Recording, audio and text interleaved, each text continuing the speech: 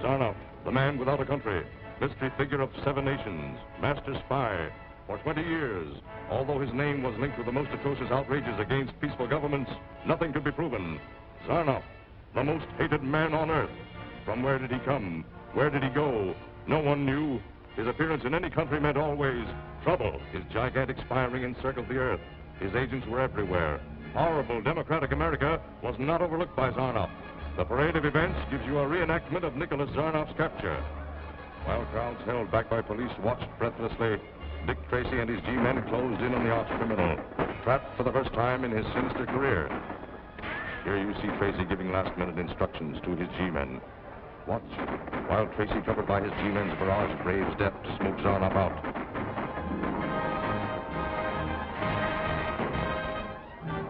Blinded by the tear gas, Nicholas Zarnoff had only one alternative: surrender.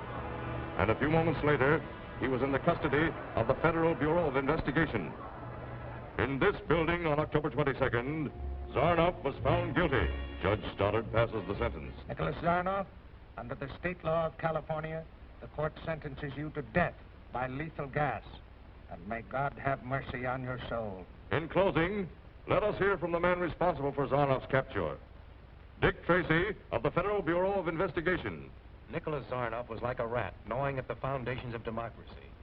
Like any other rat carrying germs of plague and disease, he had to be exterminated. I sincerely hope that his execution on June 14th will serve as a warning to any other spies or troublemakers who might think America is easy pickings.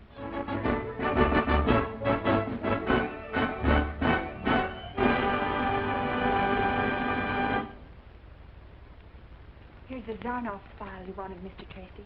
Thanks, Gwen. After I've checked it, make out the usual closed case label and airmail it to Washington tomorrow. Yes, sir. Steve,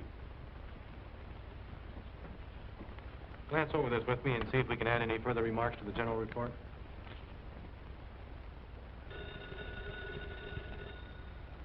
Hello, Tracy speaking.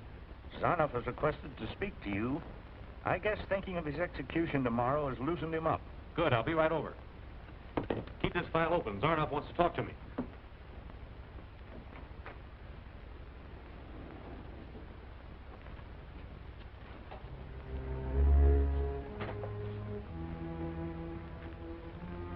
Zarnoff?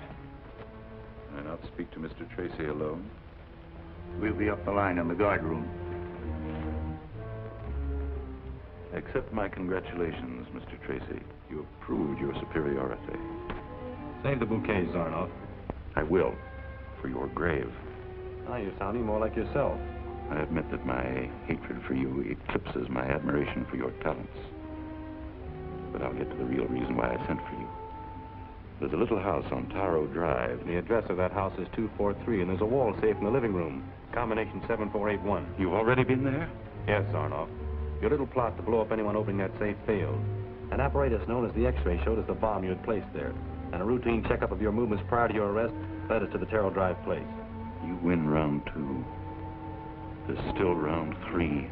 You won't be there to answer the bell for round 3. Your execution takes place tomorrow at noon. Do you think I'm afraid of death? No, Zarnoff.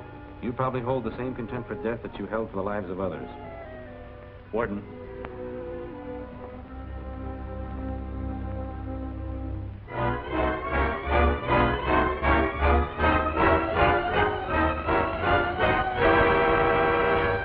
And what was the last request made by Zarnoff, Warden? Well, he asked for steak, champagne, and the latest editions of every paper in town.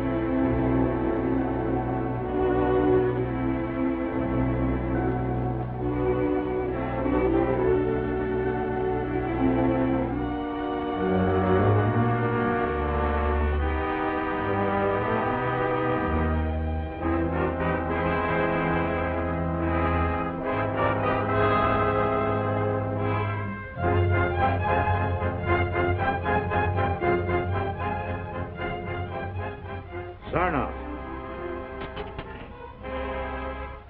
Zarnoff.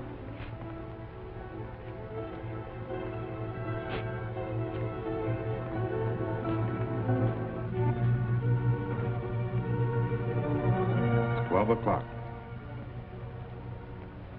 Should be all over with Zarnoff in a few seconds. Hello, city desk. Zarnoff went to the lethal chamber without saying a word. 10 minutes later, the prison doctor pronounced him deader than a mackerel. Yeah. They're carting him off in the morgue wagon now.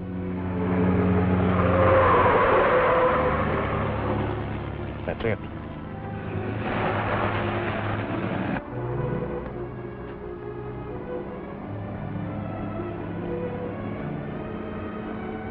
Get to your post. Come in, Hank.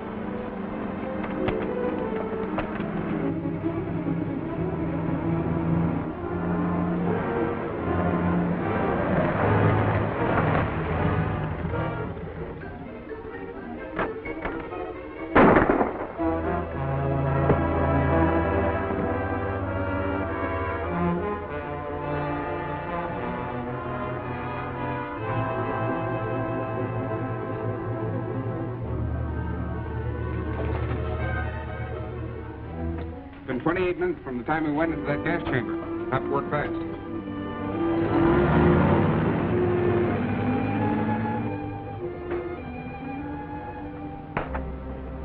Start the resuscitator.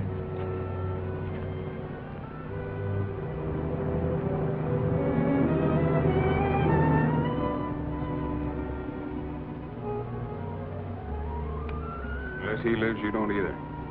Why, we've done everything possible. That trace of gas in the bloodstream. Why would...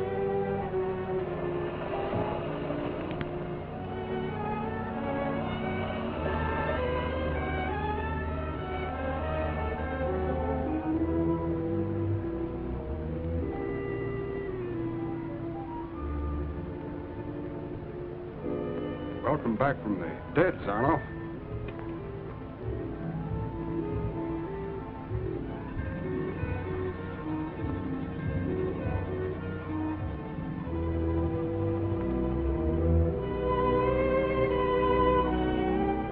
What's the matter? Your eyes. Come on, come on. Help me up.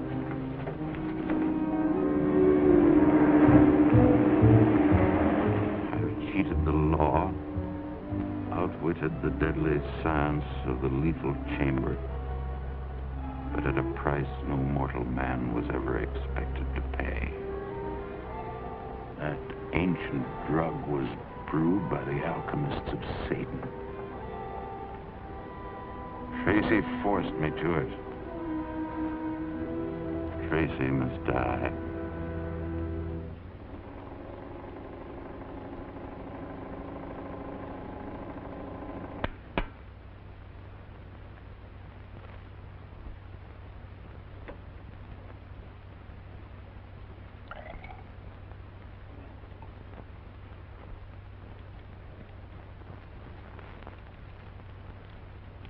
I thought that you, with your knowledge of the Far East, could determine the nature of the drug, Doctor.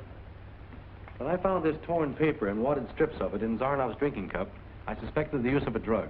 Yes, it fits in with Zarnoff's making a special request for all the late editions. Zarnoff certainly picked a clever way to attempt suicide. I'm afraid it wasn't a case of attempted suicide. What do you mean? Less than an hour after the morgue wagon left the death house, State Highway Patrolman reported the discovery of it, with the bodies of the driver and his attendant. Zarnoff's casket was gone. Then members of his gang hijacked the body in order to give Zarnoff a private funeral. Not at the price and risk of killing two men. A front could have procured the body from the morgue with very little red tape. No, it was vital to their plans to obtain Zarnoff's remains immediately. Plans? What plans? I'd rather reserve statement of that until we've heard from the doctor. Warden, did you notice anything strange about the condition of the condemned man just before the execution? Now that you mention it, yes. His breathing was peculiar, very rapid, unusually so. Paralysis of the lungs was just beginning to take place. Gentlemen, the drug that I have just analyzed is extremely rare.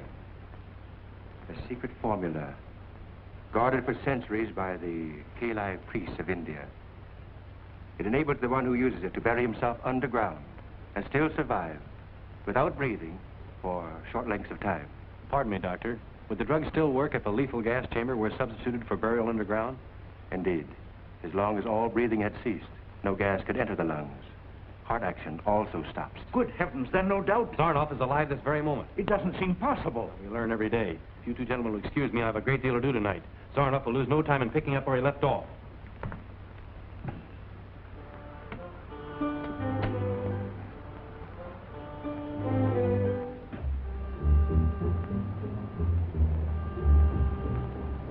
The ink reservoir is right there. How about your night watchman? There's only one, and most of the time he's making his rounds through the rest of the building. How about your other employees? They're all good men. I can give you their records.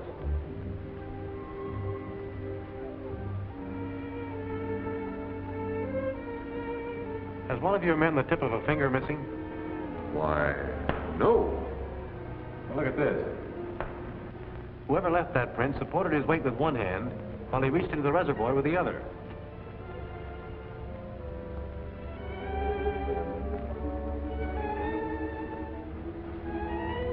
The devil drug, all right. And a nice clue to the man who brought it here. A man with the tip of a finger missing. But I don't understand. Last night, a powerful drug was mixed with the ink from one of these presses. I'll send my men back later to photograph that print. Meanwhile, if you'll see it's not disturbed. Thank you very much, Mr. Price. Not at all. He's coming out.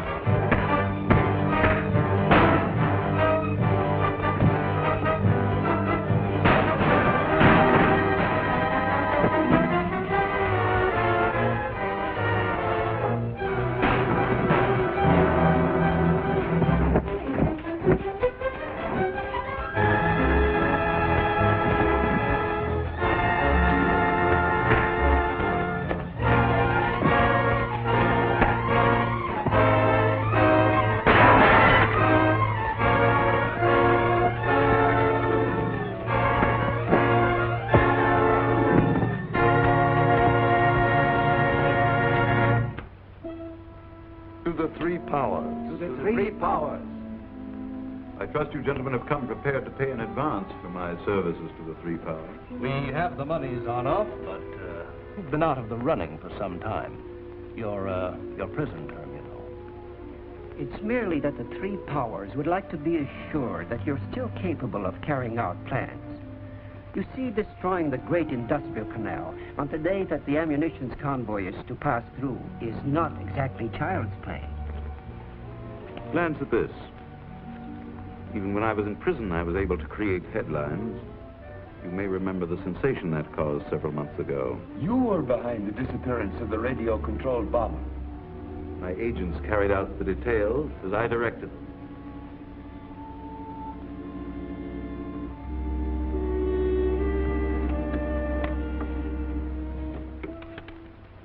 Gentlemen, this instrument is actually a powerful shortwave transmitter.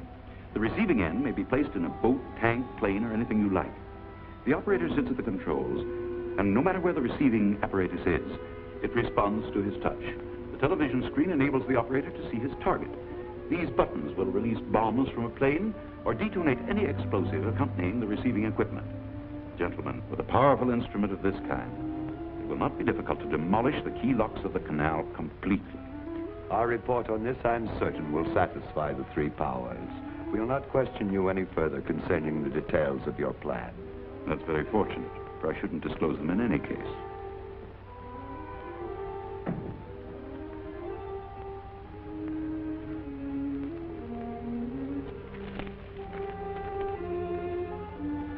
I'm afraid you gentlemen will have to excuse me. I'm expecting another guest in a little while. Mr. Sandoval will show you up.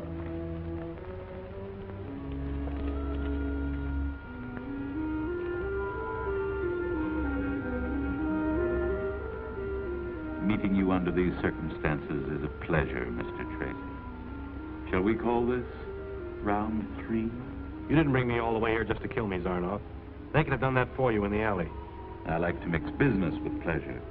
By that, I'm supposed to presume that you want to exchange my life for government information? Not at all. You die in any case. But there are 2 ways of dying, Mr. Tracy. The hard way and the easy way. What information do you want? The frequency key for decoding government messages.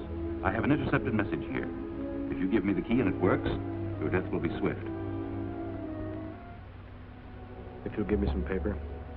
Untie his hands.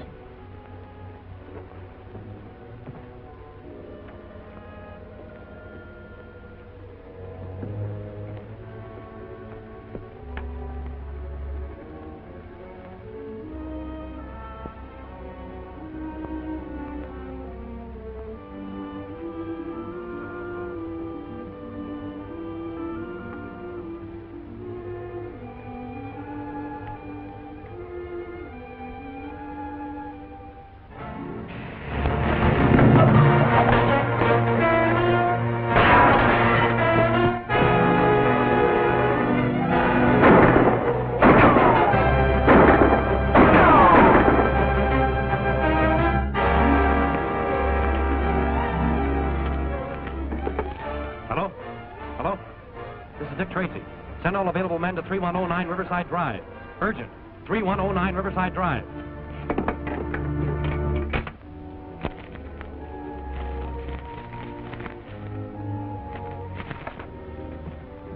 Zarnoff got away on a plane. We found a small landing field just over the hill. I picked this up at the field.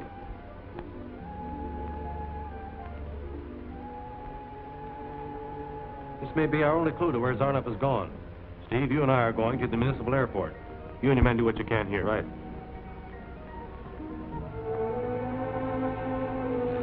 It's a weather report on flying conditions, all right. Yes, but for what location? Well, let's see.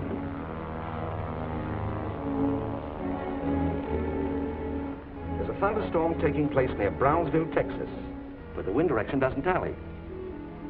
Temperature 82, dew point 76. Here we are. Border Lake City. Every item checks. Border Lake City, the great industrial canal. The international munitions convoy is due to pass through there tomorrow. Exactly. And Zarnoff there is more dangerous than a lighted match in a powder magazine. What time's the next plane take off? In 30 minutes. Good. Thank you very much, Mr. Stanton. Not at all.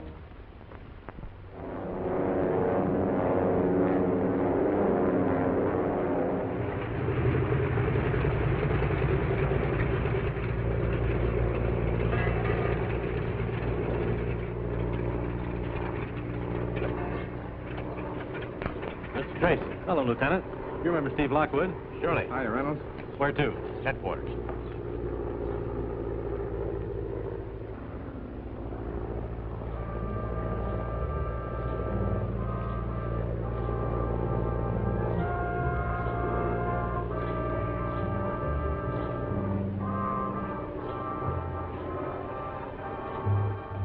Zarnoff, I was keeping watch out at the airport like you told me, and I saw Tracy and another G-man get out of the plane. Tracy?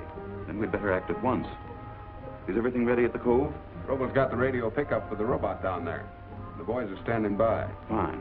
You leave at once. Deliver your false message to the Lake Patrol. Then stick around and keep your eye on Tracy. All right. I got to see the patrol captain. I tell you, it's important. I've got a message to deliver to him. What is it? Oh, I'm a rancher. I live down at the east side of the lake. What's your name? Stokes, sir. And as an American citizen, I figured it was my duty to report some spy work that I see. Spy work? Well, whatever it is, it wasn't on the level. Down at Yarmouth Cove, I saw 3 fellas bearing something that looked to me like cases of dynamite. Yarmouth Cove, you say? Yeah.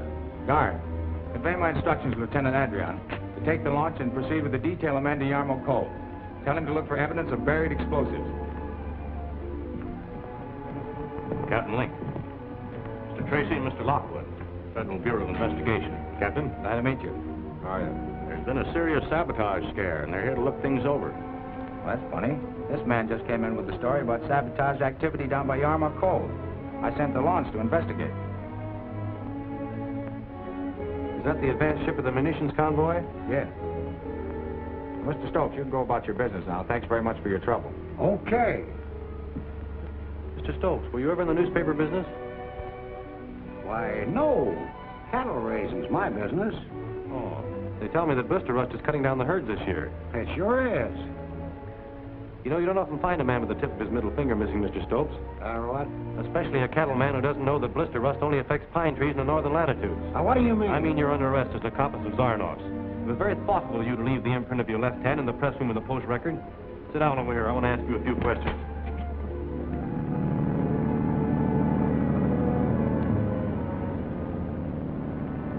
Here they come, boys.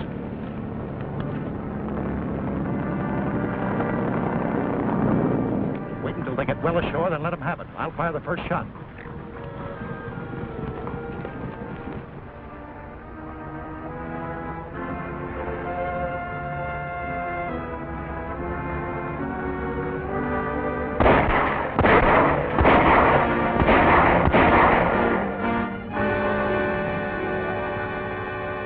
I don't know anything about it.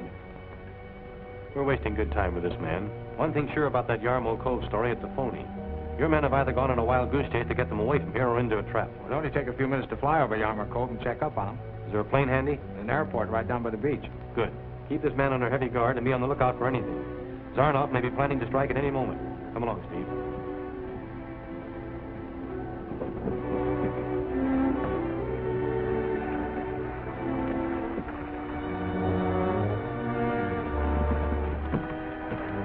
Enough explosive here to blow the Empire State Building into the Atlantic. Bring the dummies.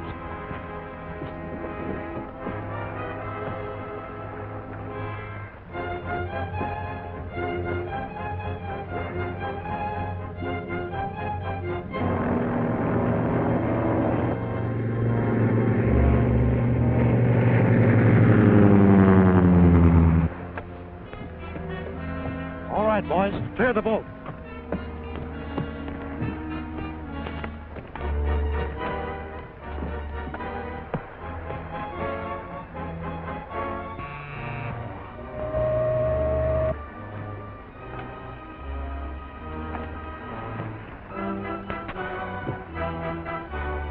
They're ready for testing.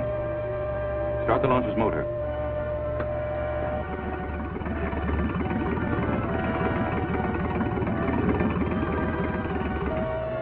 It's working all right. Now test the rudder.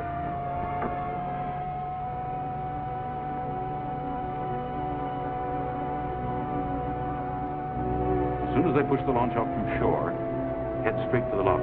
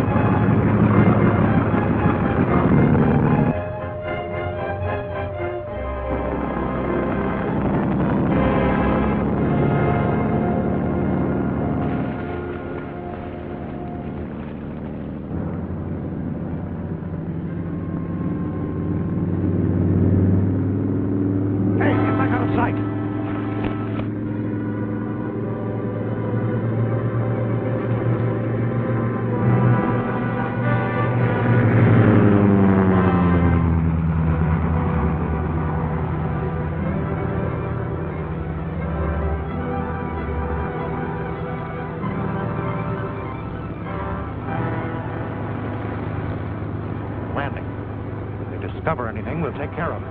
Come on.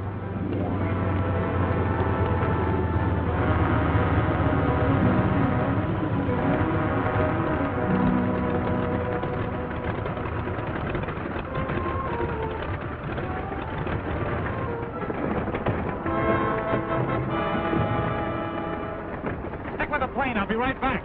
Okay.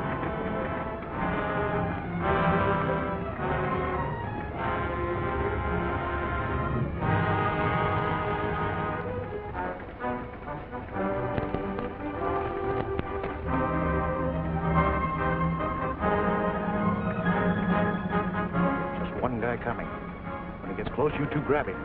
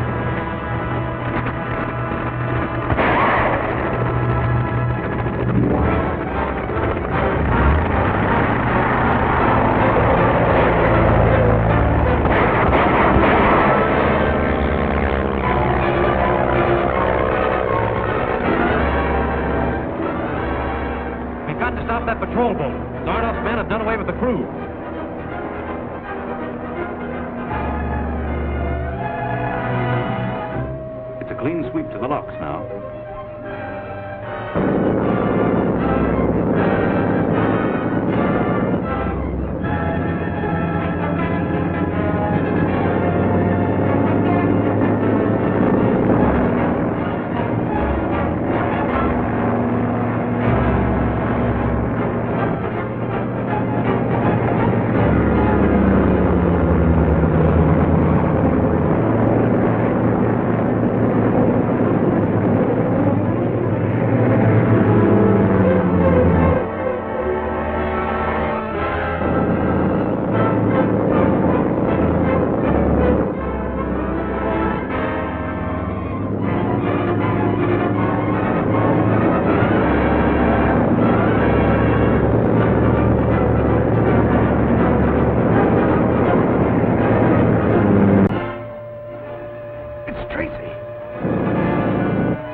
Can't see to hit the locks.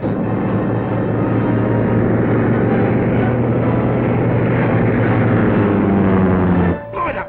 Blow it up! I'll get Tracy anyway.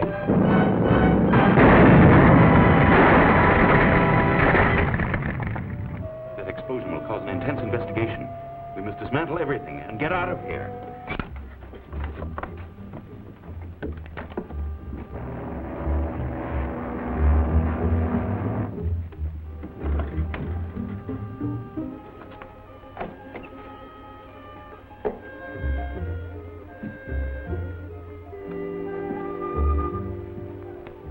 Three different stations picked up the radio signal from the robot control and triangulated them. Apparently, the lines intersected at this point.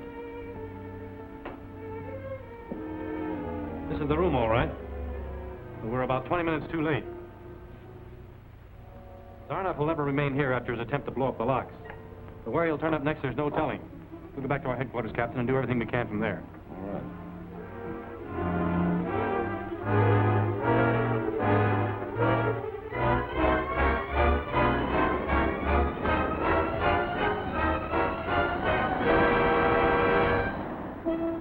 There isn't a chance of a slip-up.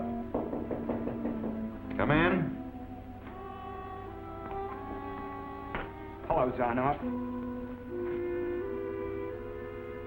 I understand you sent for me. I hated to take the time. I was very busy.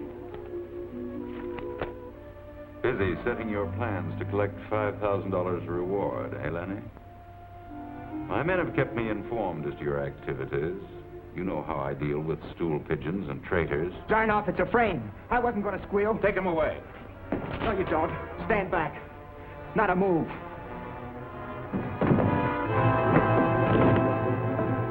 Don't do it. Don't do it. Please don't shoot. Hello, Steve. Dick?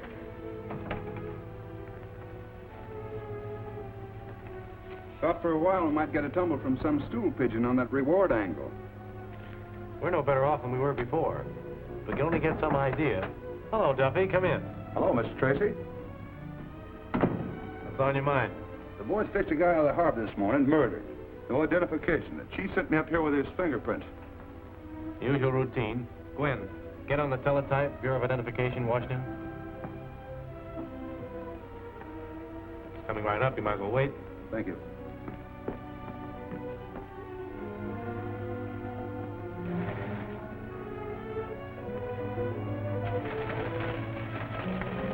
Interesting case? Not very. Usual stuff. Drowned? Shot 5 times in the back. I see. Just the usual stuff. Any marks? All the labels and honor marks are cut out of the clothing. Nothing in the pockets. Pretty thorough job. Yeah? Nothing much we can do about it. Unless we can find out who it is.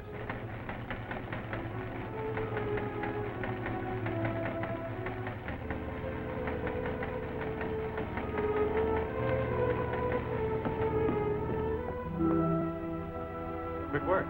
They say the fingerprints belong to Lenny Slade, Terman Sing Sing, Terman Fulson.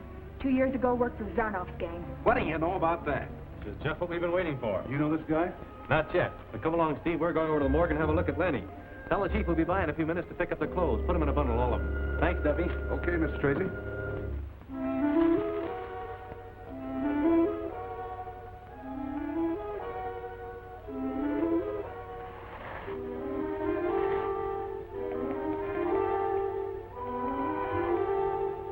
brick dust, same as in the cups. And fish scales, same kind. Gwen, bring me the volume on marine life on the Pacific coast. This specimen's from the cracks in the shoe soles.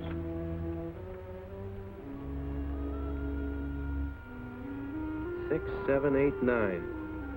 9 ribs.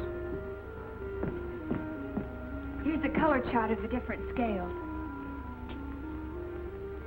You see, there it is. It's identical. It's the only one with 9. The fish scales from a giant bonita. Get me the Fish and Game Commissioner on the telephone.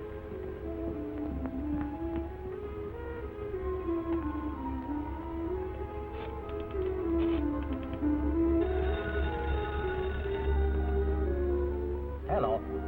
Mr. Burke? Just a moment, please. Dick. Hello, Burke. Tracy, FBI. Oh, yes, Mr. Tracy. Just where would one walk around here to pick up the scales of giant bonito on the soles of their shoes? Giant bonita? There aren't any. But we've just found quite a number of the scales.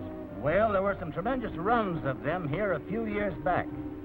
They had to build canneries to handle them. Then 3 years ago, they just quit coming here. And the canneries had to fold up.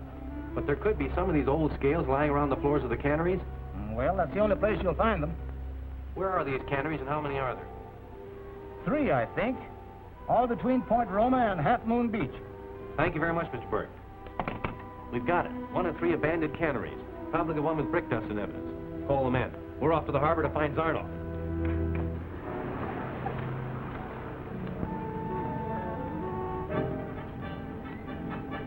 Steve and I'll take the Pacific Canneries. About a mile from there is the Mortensen plant and the Tidewater outfit. Foster, you and Wilbur cover the plant. You fellas take the other.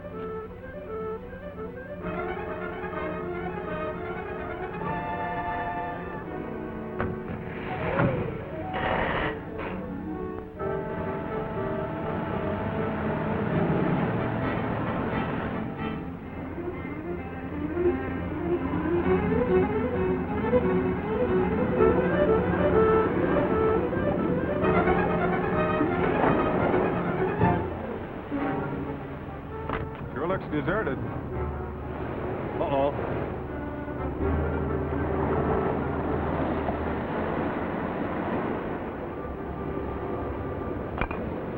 This is the place, all right. You drive back and bring the boys here. I'll take a look around in the meantime.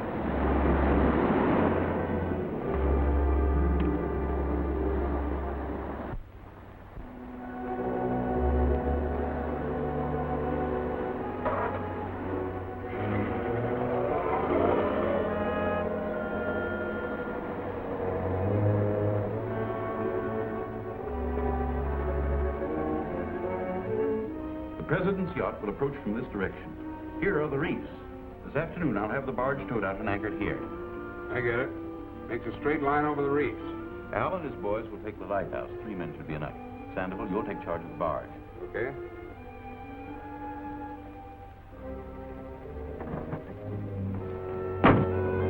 Don't move. Stand up, Zarnoff.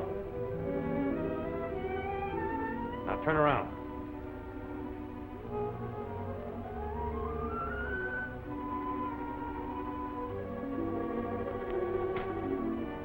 It's a pleasure catching up with you, Zarnoff.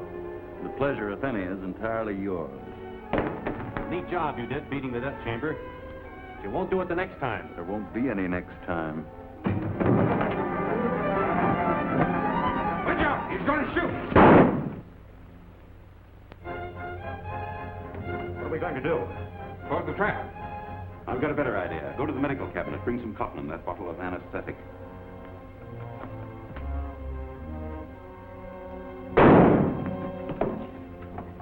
All right, go ahead.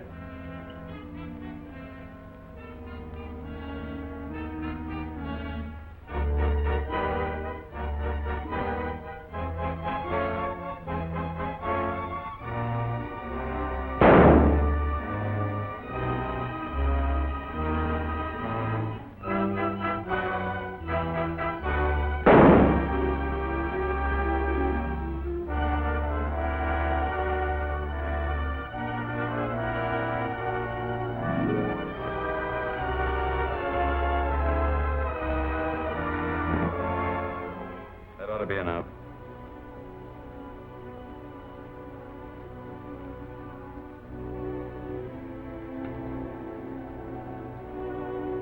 Quiet now.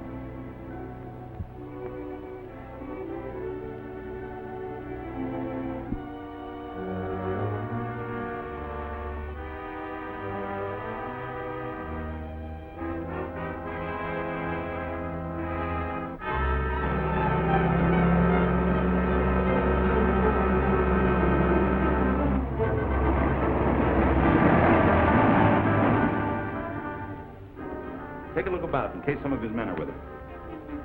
Come on, snap out of it. I want to talk with you.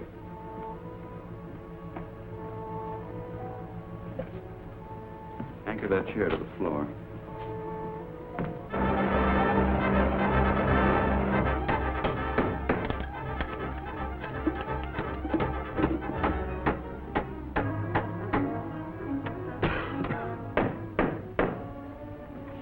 How is it? Solid as a rock. Give me a couple of nails in this chair.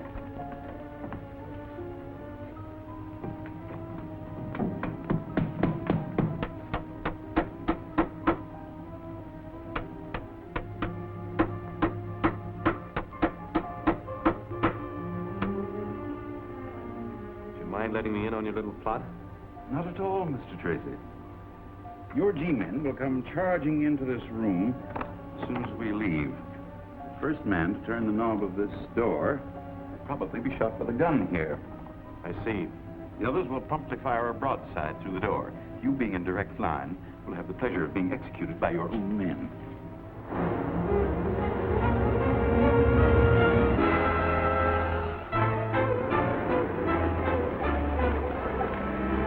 You take that window in there. You come with me and take the window down the hall.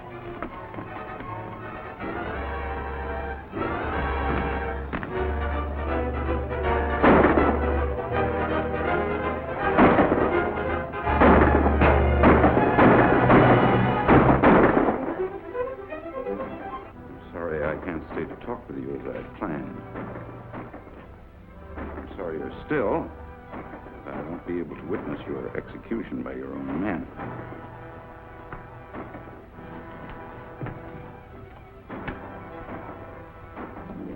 All right, we better go.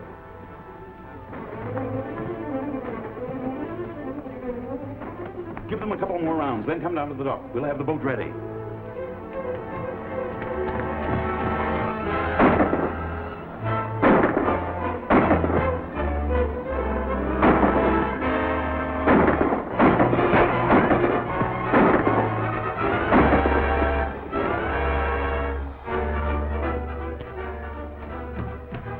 Come on, Ed.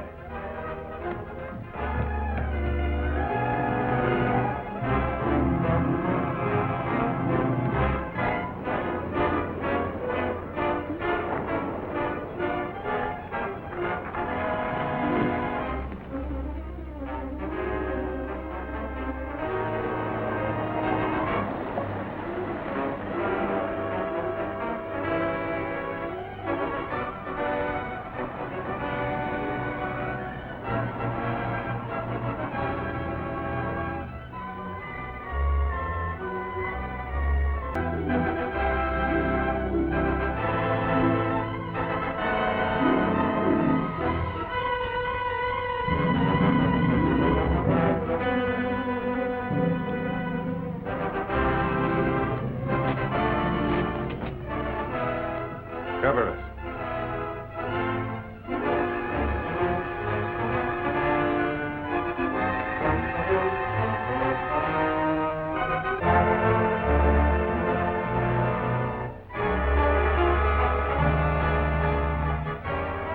This should be it.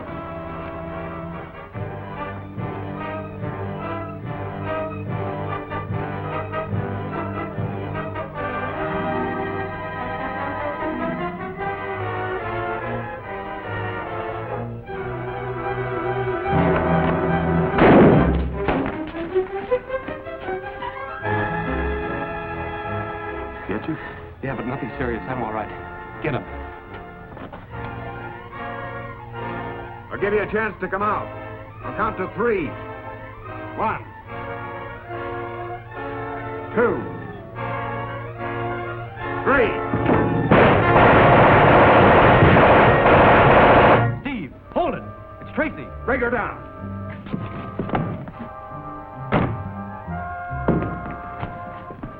How did it happen? No time to talk now. I'll tell you later. Search the place, men. Take care of Foster.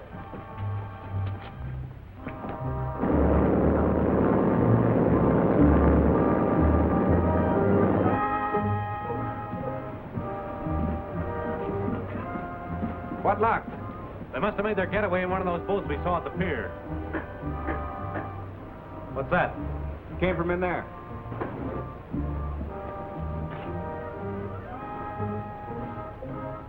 Open up.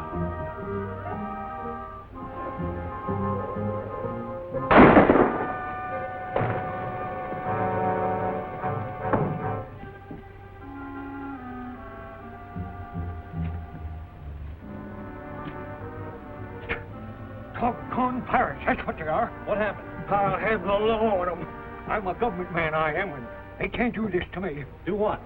Kidnapping, that's what it is, kidnapping. Kidnapping? What for? How do I know what for? I ain't got no time to talk. I gotta get to work. Where do you work? Me? I'm the lighthouse keeper out at Central Islands. And I'm late now. I gotta go. Wait a minute. Do you have any idea why these men did this to you? I got no idea why. I'll tell you why. You tell me. Yes, they're going to sabotage your lighthouse. What? Sabotage. Jimmy has put it out of commission. That must be it. Well, why would they want to do that? I don't know, but I'm sure that's what they're going to do. How do you get out there? Well, they tied my boat at the landing. I guess it's still there. It is. We'll go with you. Hey, wait a minute. Who are you? Dick Tracy, Federal Bureau of Investigation. Well, now, ain't that fine? Just a couple of old government men, huh? Shake a hand, partner. We'll have to hurry.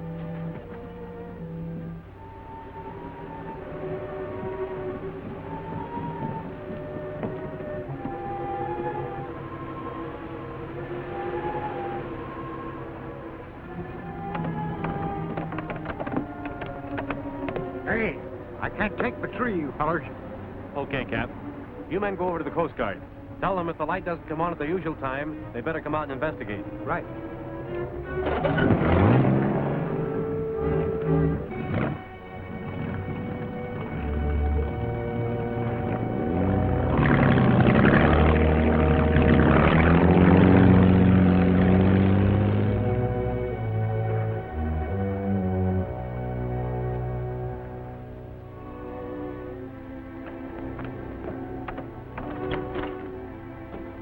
All right, take it easy.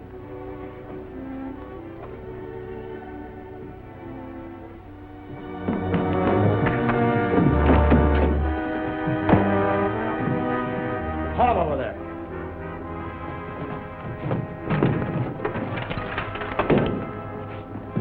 Guard the door. You come with me.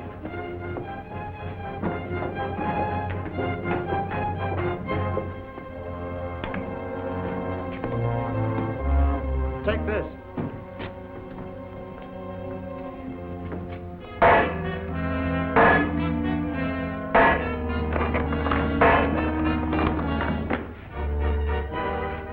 Might as well make a good job of this. Right.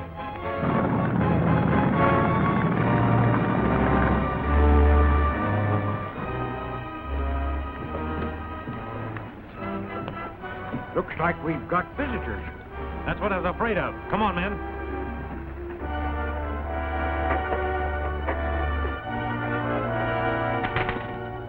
Since there'll be no light from here tonight, let's get going.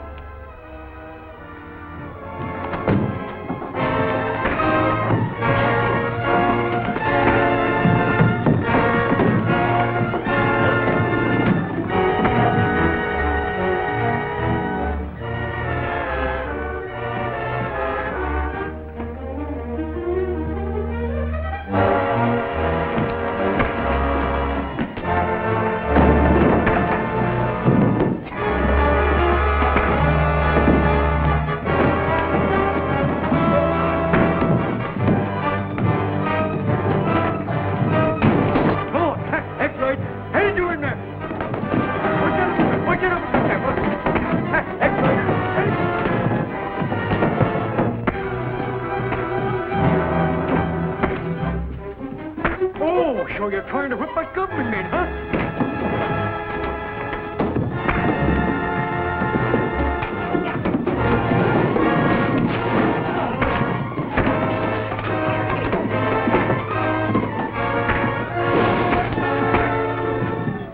Billy! Climb on up, Steve. They must have clonked Billy on the head. Give me a hand.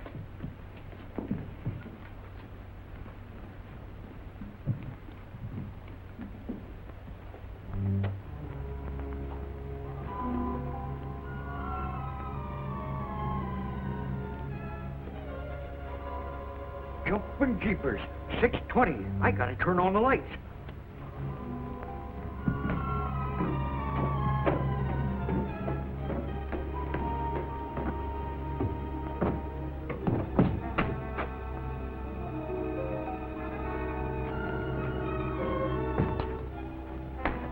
Hey, Mr. Tracy, come here quick.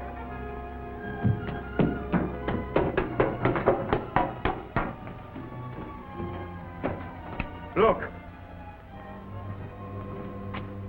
Have you got a telephone? Down below on the wall.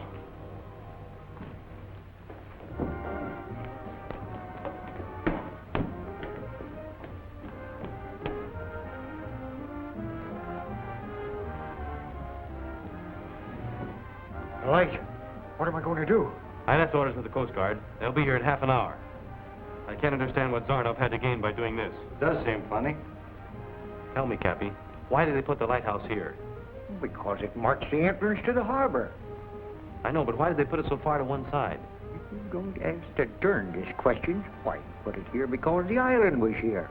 Is there any other reason? Well, of course, there's Suicide Reefs. Now we're getting somewhere. Go on. How did it get that name? Because it's just plain suicide for any boat to get within a quarter of a mile of them. Nobody comes out alive. So the lighthouse marks a sharp turn for ships coming from the north and gives a straight line into the harbor for ships coming from the south to avoid the reefs. Well, since you put it that way, I guess that's exactly why they put it here. Ships coming from the south. We now take you to the newsroom of the Post Bulletin. Of great interest to all Californians is the impending visit of Senor Juaname Mendoza, President of the Latin American Republic of Alora, who is arriving on the Electra to confirm important trade agreements between the two Americas. The Electra passed through the Panama Canal on Thursday and is due in our home port here between 8 and 9 o'clock tonight. President Mendoza is a key figure in world peace if anything should happen to him. That's right. Zarnoff is hoping the ship bearing the president will be wrecked on Suicide Reefs. Say, I seen some fellers working all day yesterday, anchoring a fishing barge in direct line with them reefs. Fishing barge? Mm-hmm. Good work, Cappy. A false light on that barge would lead the president's yacht straight into disaster. How long will it take to get to the barge? You can get there just about dark. Come on, we have no time to lose. Grab those men's caps. Cappy, you stay here till the Coast Guard shows up. Aye, aye, sir.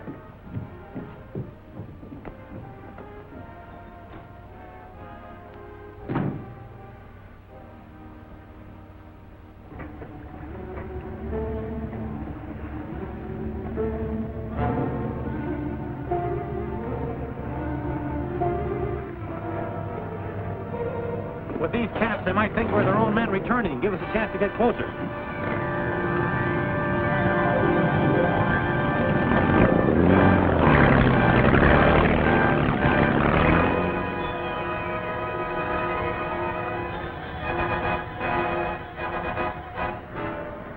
Right on the course, sir. We should be in sight of Sentinel Light by now. That's odd. Should be on by now.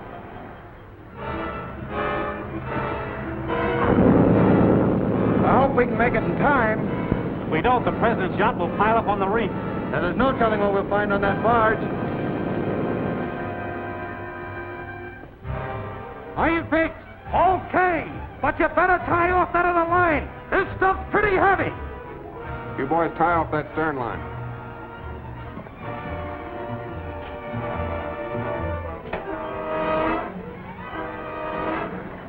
There it is.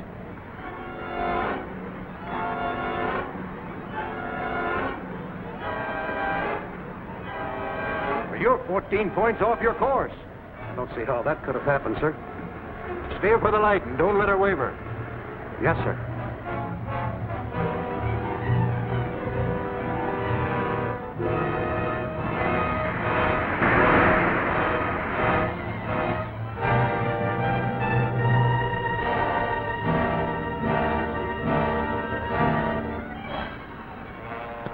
Captain. I wish to report to Your Excellency that we're in sight of the harbor. Oh, soon? Yes, we'll be in port within the hour. Oh. See the light there? Ah, I see it flashing. That marks the entrance to the harbor. It also gives us a course to avoid suicide reefs. Suicide reefs? Sounds ominous. My mission to the States is of vital international importance. I know that, Your Excellency. But what is still more important to me is my skin. I know just how you feel. I have one, too.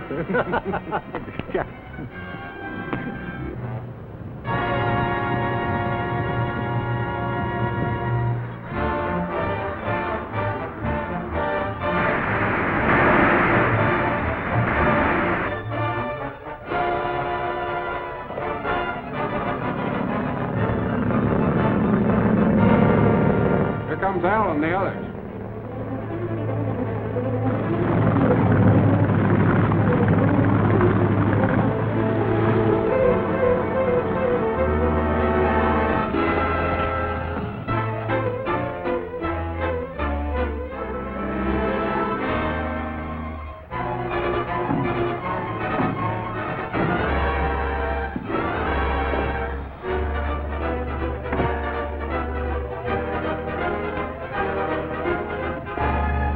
G-Man, get down.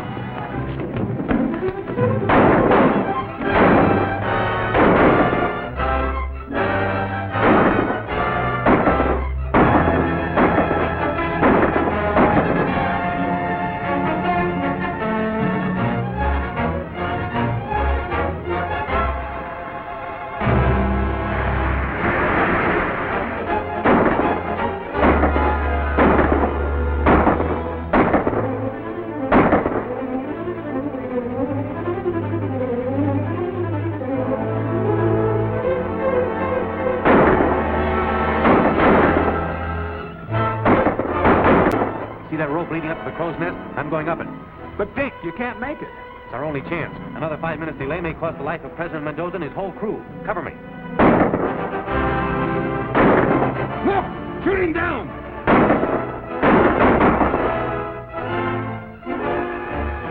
We can't let him get up there. Ed, cut that rope.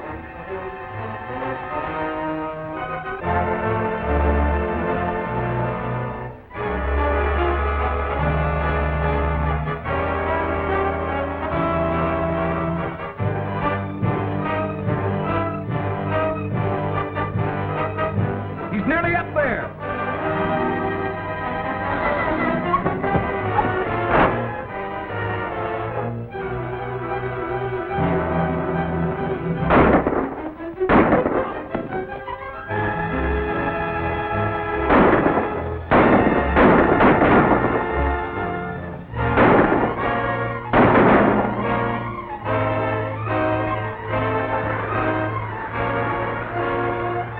Suicide reefs are the worst on this coast.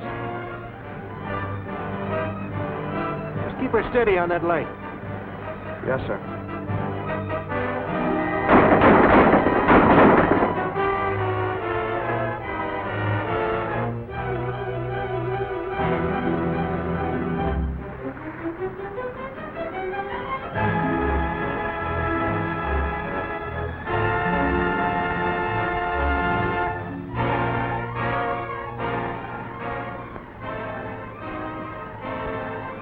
Wonder what's happened.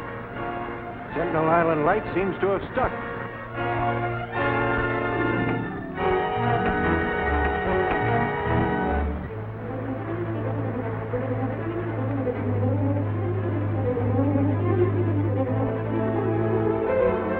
It's a warning.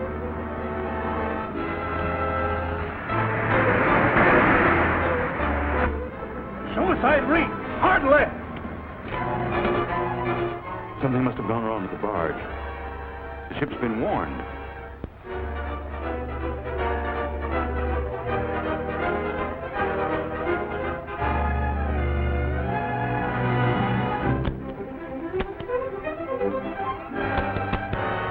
We'll have to make a break for it. Let's go!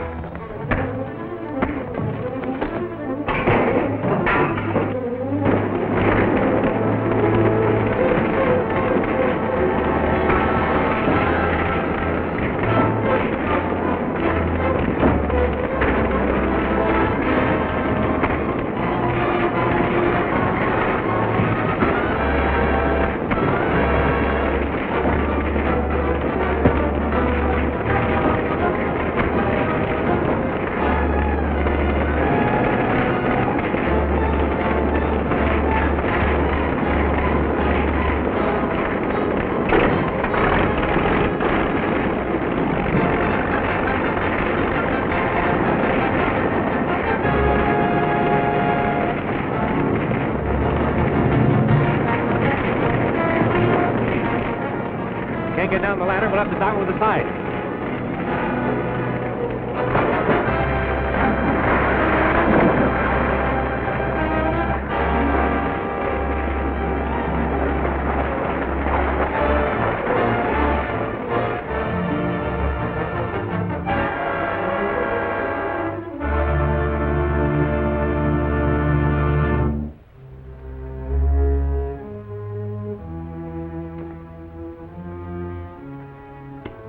Something I can do for you, gentlemen?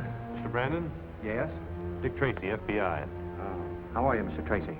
Mr. Brandon, I'm on the trail of a party who purchased some second-hand lighthouse equipment from you quite recently. Why, I handle very little of that sort of thing. An attempt was made to wreck a yacht last night by means of a false light. The equipment had your tag on it. Now that you mention it, Mr. Tracy, I do recollect selling an outfit to two men about a week ago. I don't know who they were or where they took it. Would you recognize them if you ever ran into them again? Why, yes. Call me at this number if you ever see them. I certainly will, Mr. Tracy. Thank you very much.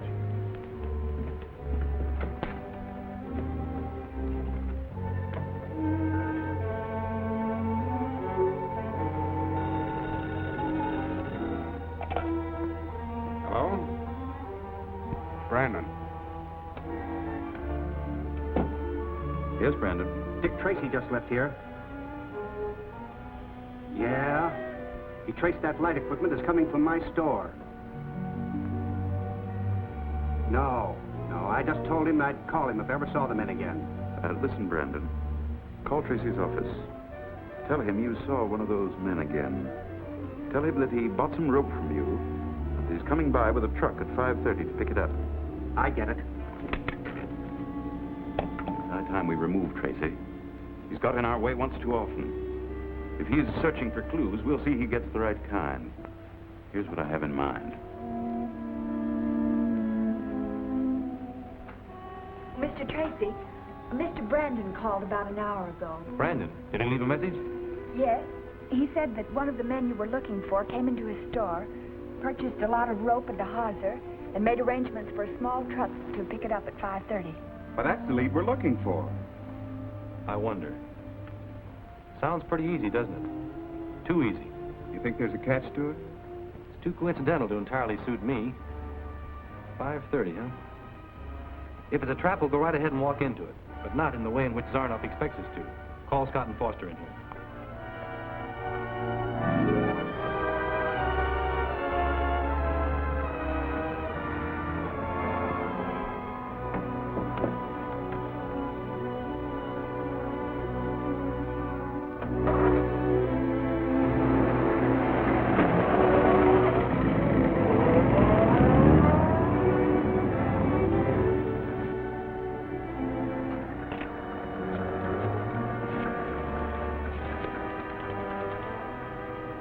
Hello, Zarnoff. Brandon speaking. It's working like you planned. Tracy and a G-man are following the truck in a sedan. Excellent. hurry. They're on their way here now. We'll be ready for them. Now remember, the powder will go off 5 minutes after this clock is set. Be sure to get clear. And tell Robal to report to me at my apartment later. Right.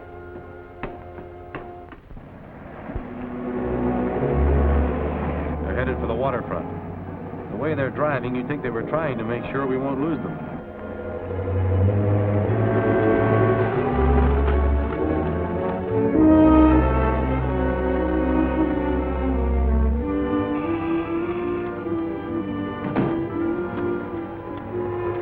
They're coming. Yeah, right behind us.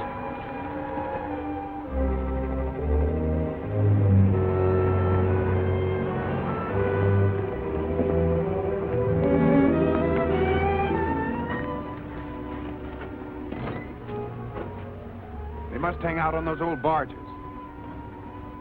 Yeah.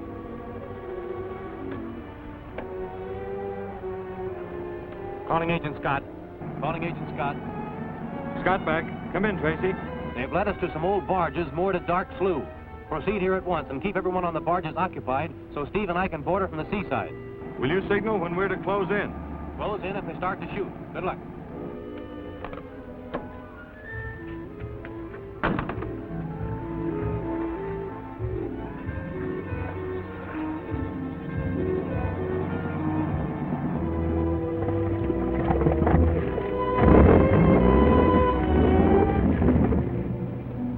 Sure we didn't give them the slip some way? Don't worry, they'll be here.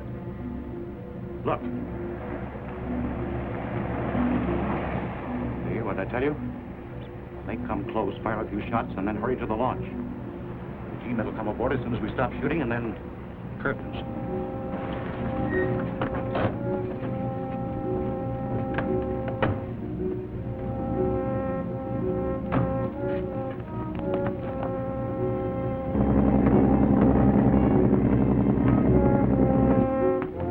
Pick your spots and stay low. I'll fire the first shot.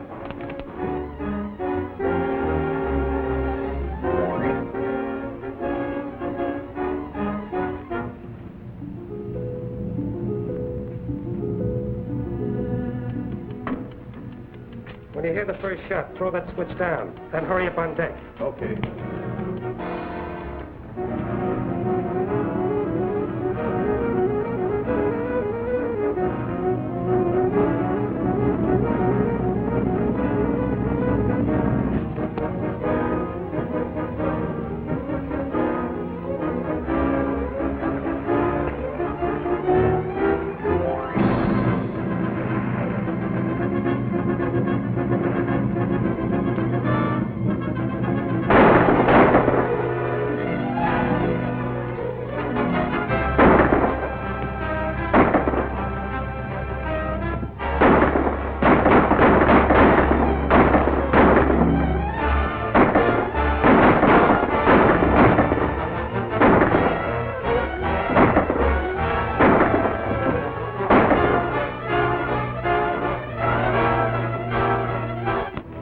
Drop your guns and reach for it.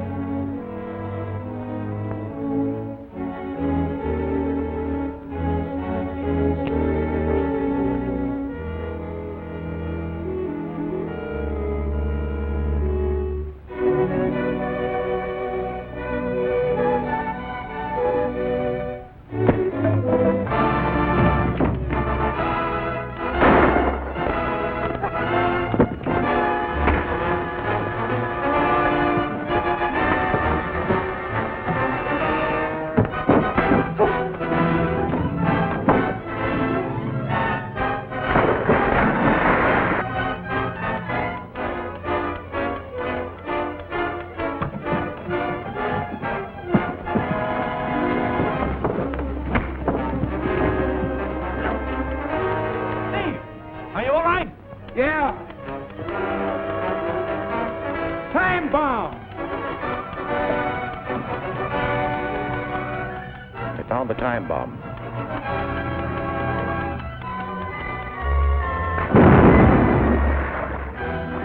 The boat's tied to the other barge. Come on. Those two men are still on the boat. Search for them.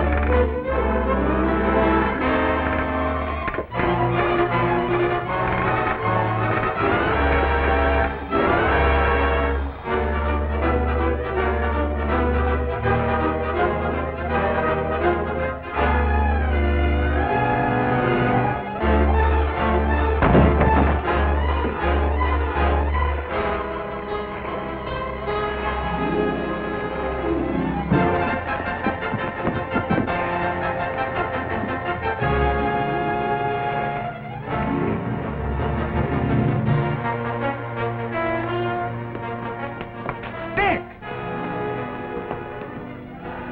Give me a hand.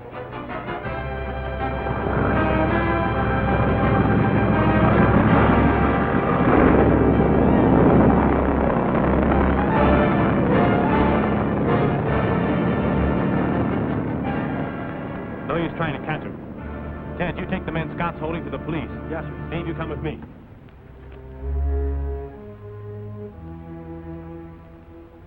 So we had to run for it. Tracy, here. We'll take care of Tracy later.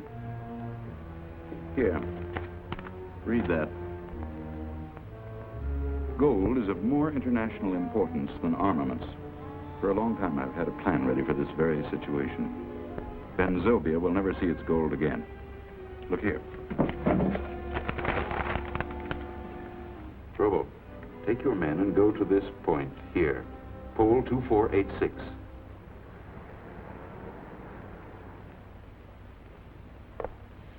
This means you're responsible for $2.5 million in gold until the train reaches Denver. From there on, the Eastern Division will furnish guards. It's a lot of money. Enough to encourage some people to take desperate measures to get their hands on it. We'll lock up in the baggage car and won't open up until we hit Denver. Okay. Come on, Scott, you're going with me to Denver. Denver? Well, okay then, let's go. Get anything out of the prisoners? No, but here's some papers we found on one of them. And this one might mean something. It's a receipted bill for some work done on an airplane. Angeles Hangar, Northside Airport. At least it's a definite address. Yes, and it might lead us to Zarnoff. We'll be back in about an hour, Gwen.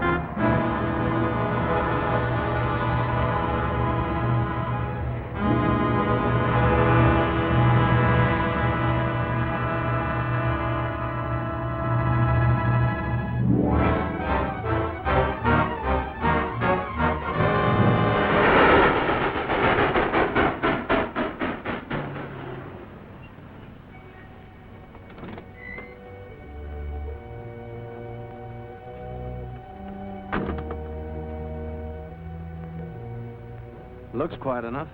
Yeah, too quiet. Let's see if we can have a look around without being seen ourselves. Yeah, I understand. After the train is wrecked, you wanted me to pick up the gold certificates and fly them up to you by the dam. Exactly. And be sure that nothing goes wrong.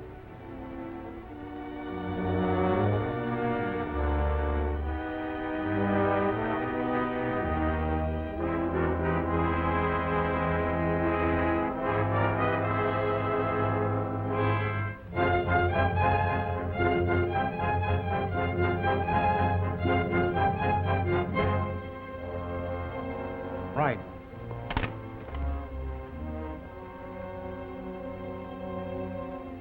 Too bad we couldn't hear what he said. Come on.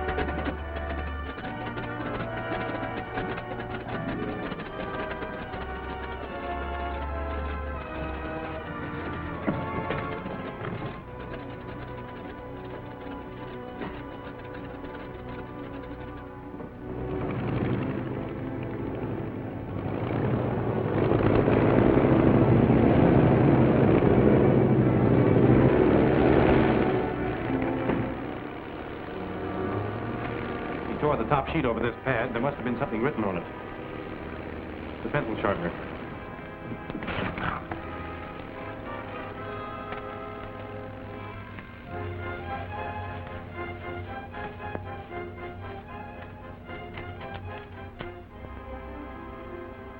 Gold. $2.5 million.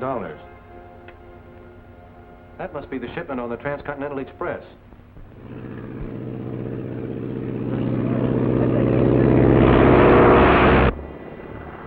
Devil's Gulch Trestle. They must intend to hold up the train near the trestle over Devil's Gulch. I'll phone Zorn off that Slim took off.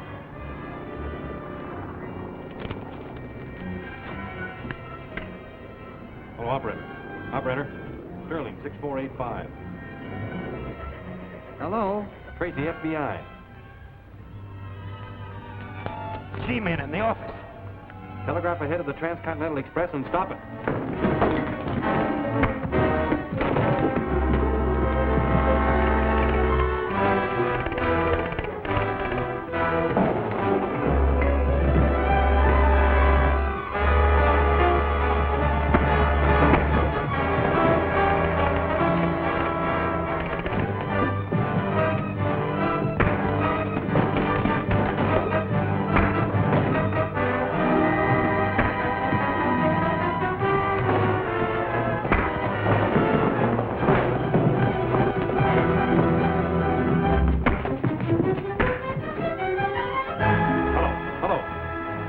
Train?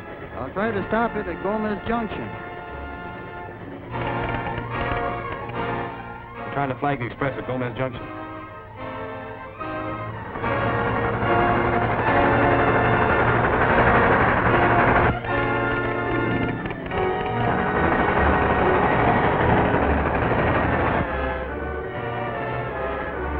It passed through the junction, too late to flag it.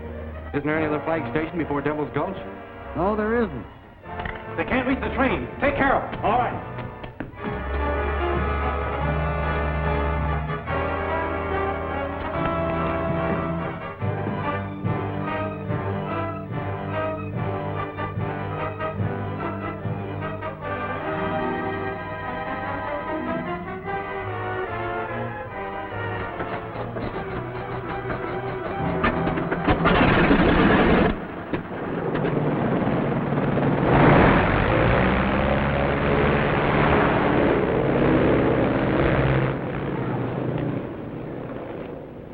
Guess that'll hold you while I get the car.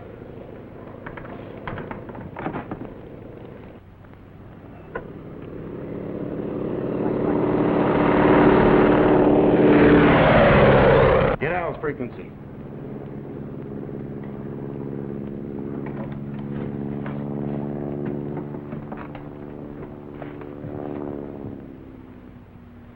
NC 17344. NC 17344. Come in, Slim. Slim. Al calling. NC 17344. Answering. What do you want?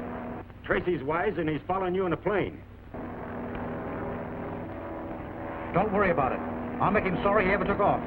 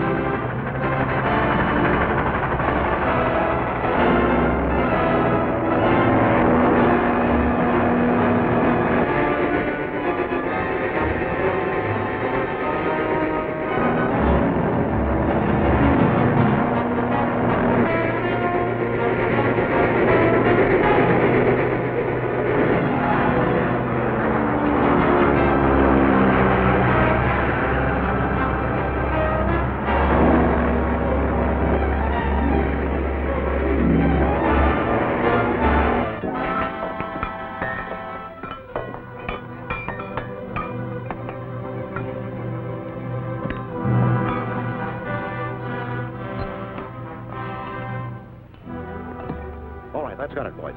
Pick up your tools and let's get out of here.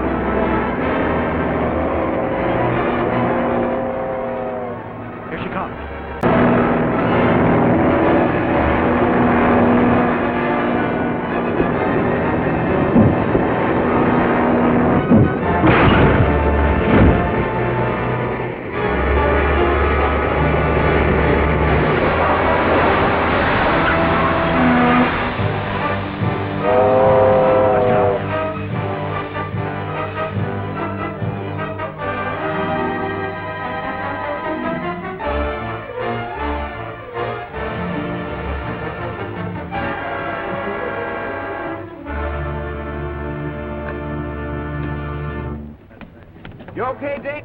I'm all right.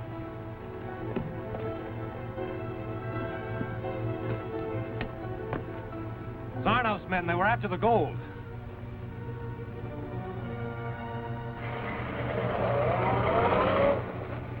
There's some of them now.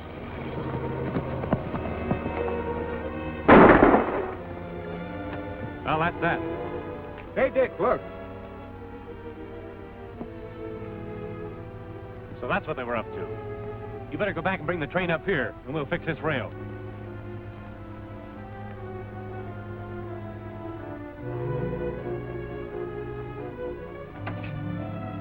Everything all right? Yep, the gold is safely on its way. But we're still no closer to catching Zarnoff. There's no telling where he'll strike next.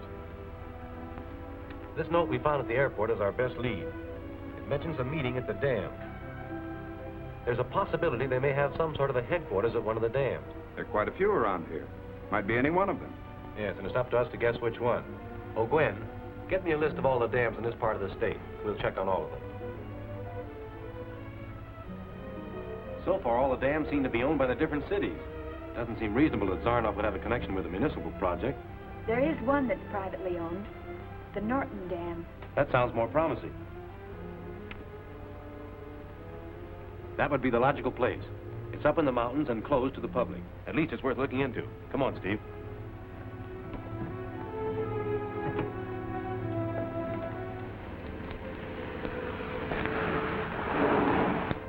Is this the turnoff to Norton Dam? Yeah. Thanks.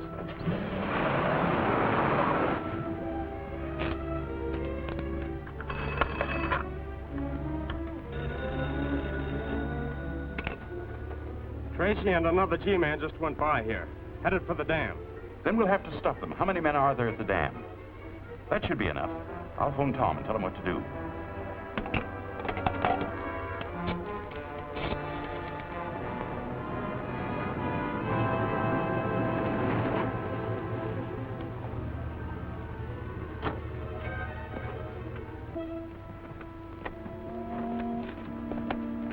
What's the matter? Accident in the mine. Compressor blew up. My partner's hurt bad. Where is he? In the shaft. Just up ahead. Can you help? Sure. Come on, get in the car. We'll go right up there.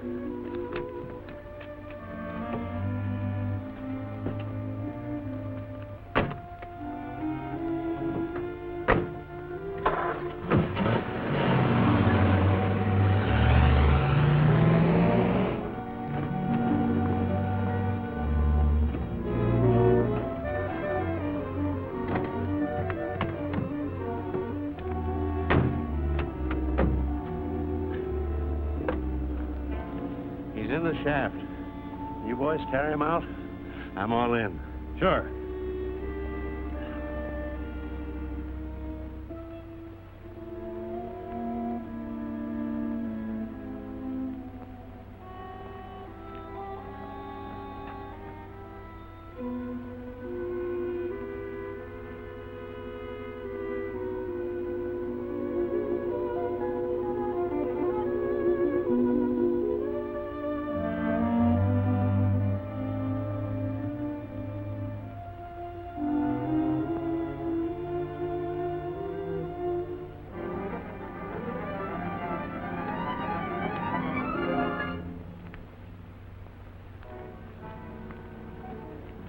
say your partner's too badly hurt to walk? Yeah, he's out cold. That's funny. Someone walked in there a few minutes ago. The water's still running into a footprint up there. How do you explain that? I don't know. I think it would be a good idea if you went in there with us. No, I tell you, I can't walk. We'll help you. Come on.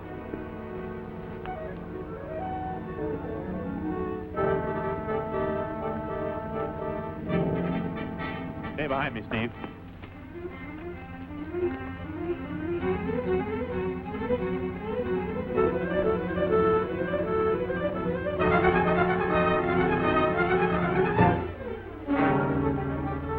Well?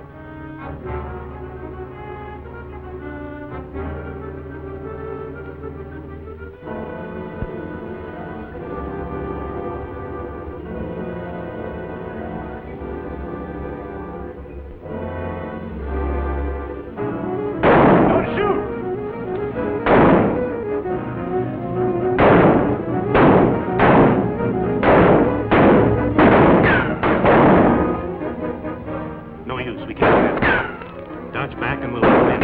I'll cover you.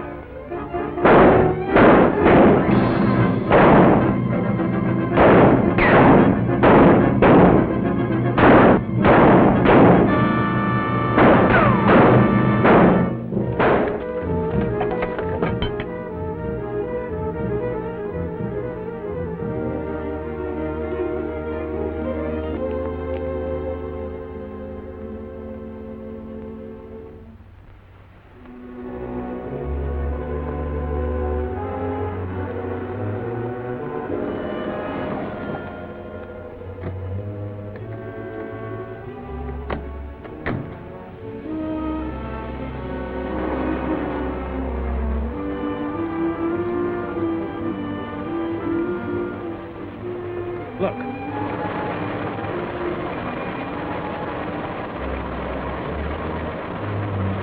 What's that, a diver? Sure. We'll go down around the face of the dam and get closer.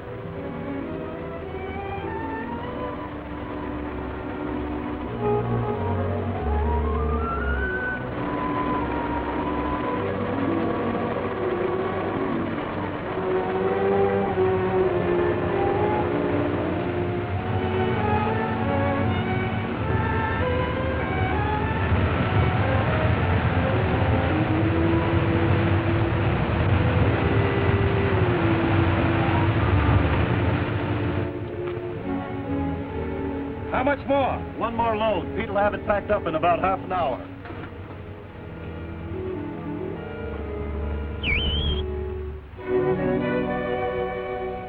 Step on it, Pete. Rome will be here pretty quick. Okay.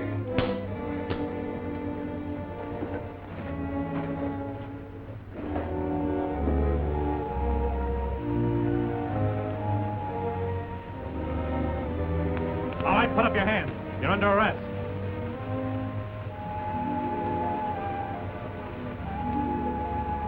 Handcuff him to the pipe, Steve.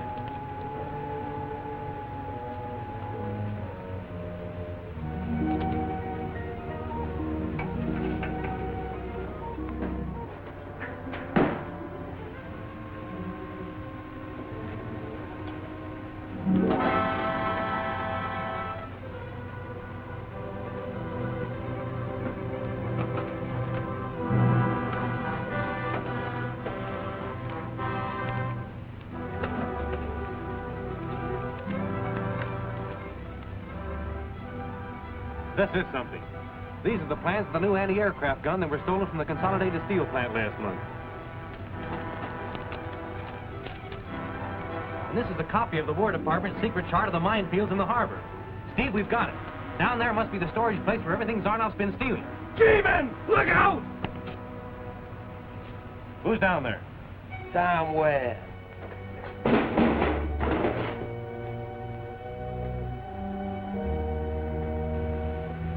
You going down? I'll have to. There are probably more of those papers down there, and we can't take a chance on losing them. You work the hoist and keep the air going. I'll call you when I'm ready to come up.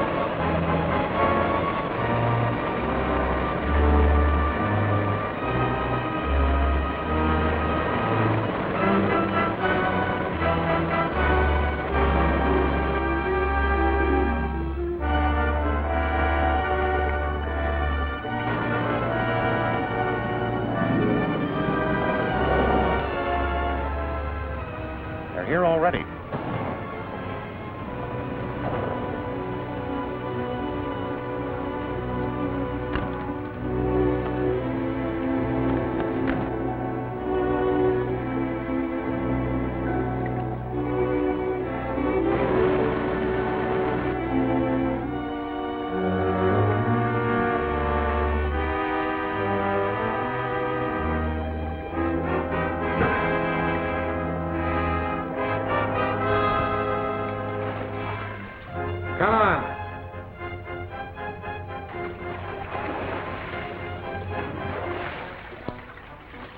Take it off.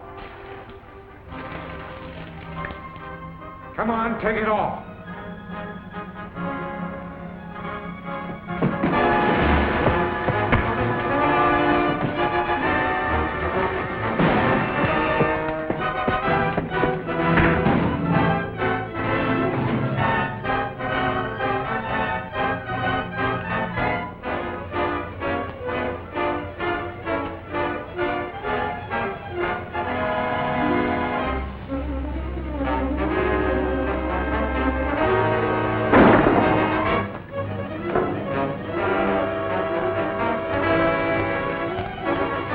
What happened? Tracy and this guy jumped us. Where's Tracy? He went down to the bell.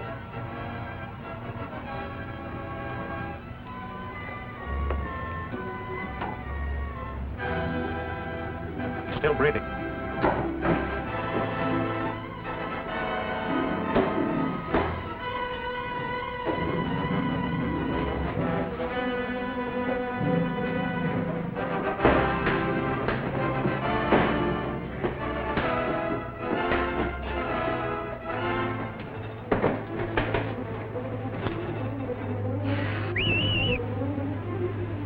All right, Steve, I'm coming up. Start the air. Okay. Be back to you in a few minutes.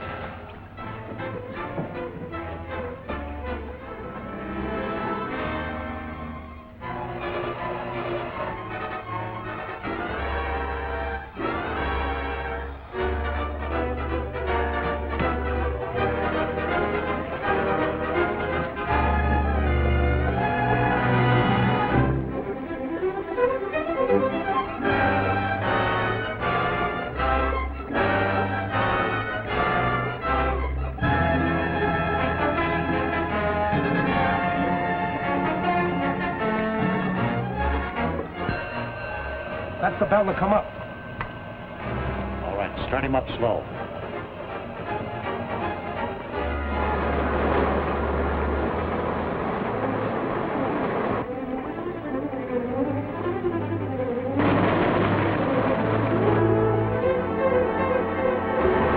Stop the hoist.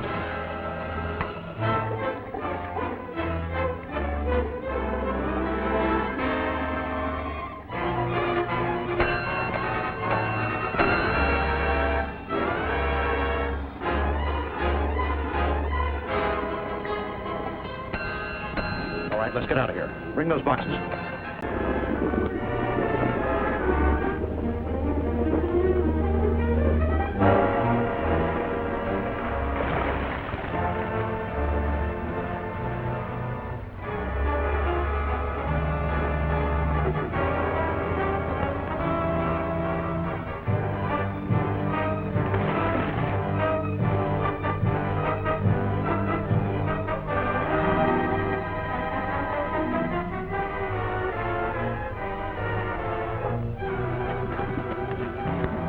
Take the G-Men's car and scram out of here. I'll deliver the documents to Gus at the mill.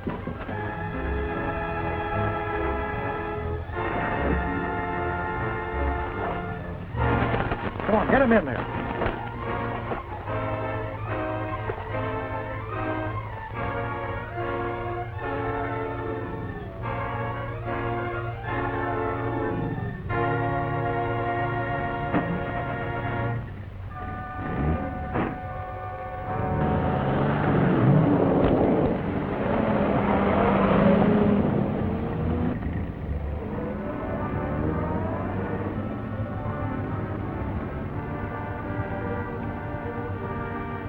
Tracy! Steve, what happened? Well, Zarnoff's men took a wild shot at me. Bullet came close enough to kind of fan me to sleep for a while. Where did they go? I saw a car driving off toward the other end of the lake. Well, come on. Wait a minute. We can't follow them. The others went away in our car. Oh. Well, there's a fork stick pulled over there. I can use that. You better stay here and rest till you feel better.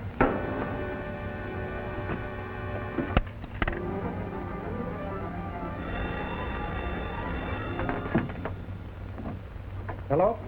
Hello, this is Dick Tracy, FBI. Emergency call. Get my office. Certainly, Mr. Tracy. Just a minute. Hello, operator. Get me FBI headquarters. Go ahead, Mr. Tracy. Hello, Gwen. I'm up at the dam and I need help. Send whoever's available right away. Are you all right, Dick? Yeah, sure. But we're on the trail of something big and we've got to work fast. The men we're after may try to get back to town. Now call the police and have them block all the roads out of here. All right, Dick. Dick's up at the dam and needs help. We're on our way. Calling car 42. Calling car 42. Go to the foot of Norton Grade and stop all cars coming from the dam.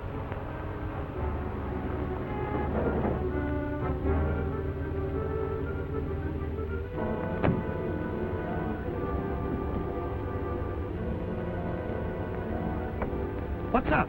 Plenty. Start loading the stuff I've got in the car while I phone the boss. Okay.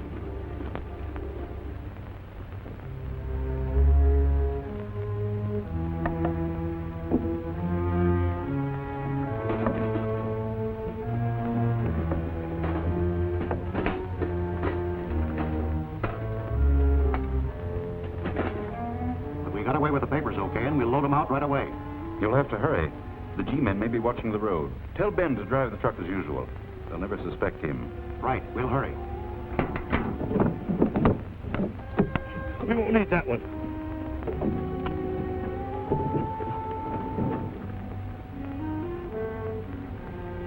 There's a man still handcuffed down on the bell. When you get him out, take him back to town. Right.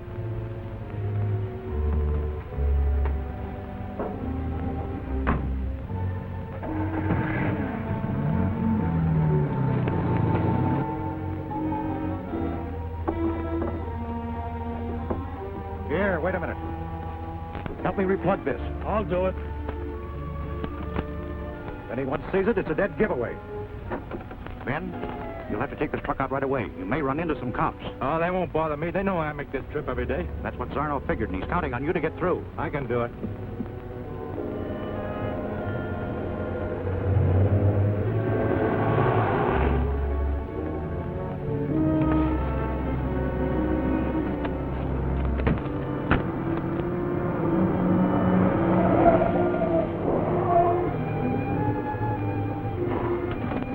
What's going on here? FBI. Oh. Sorry, we'll have to search your truck. What are you looking for? Maybe I can help you. You make this trip often? Every day. Steve, you better search the cab.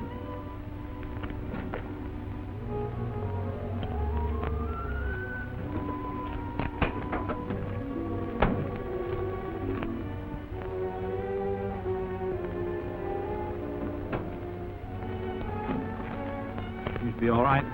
Yeah, nothing there. How far is it to where you loaded this lumber? A loading platform about a mile up the road. Thanks. You can go now. Sorry to have troubled you.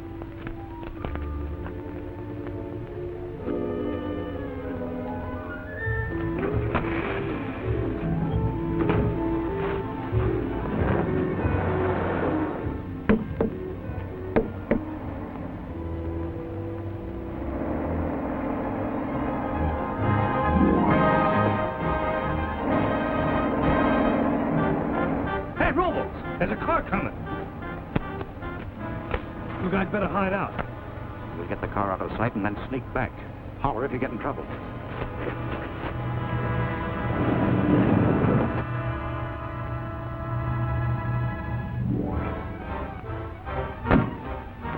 You watch the other side.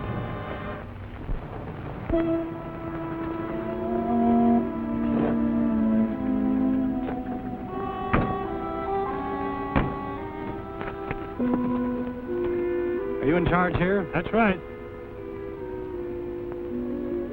Have you seen any strangers around here today? No, can't say that I have.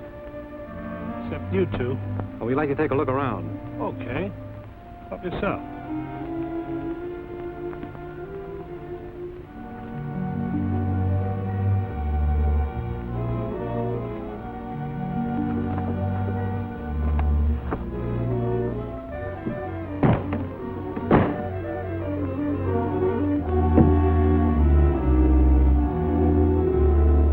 Get him, Steve!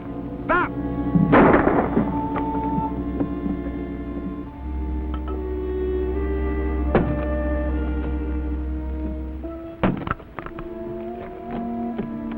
I think I found out what they did with those papers.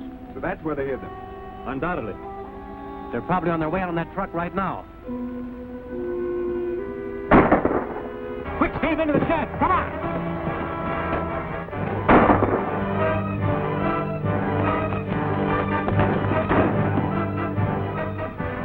Stay there. Steve, watch that window.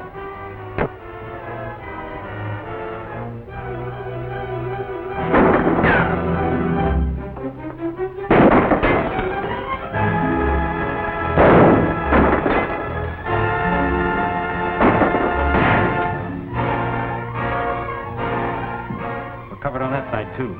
All right for now. They can't rush us here. That isn't any help. We've got to get out of here and catch that truck.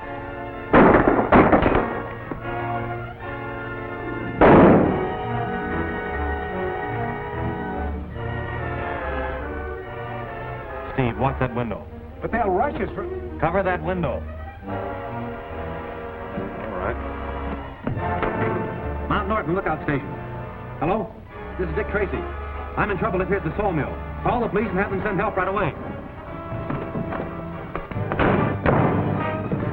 Steve, wait. Dick is getting away. It's all right. Let him go. That telephone is dead, but he didn't know it. I'm hoping he'll tell his friends the police are coming and give us a chance to get away. He just phoned the cops. You'll have to beat it while the going's good. Come on.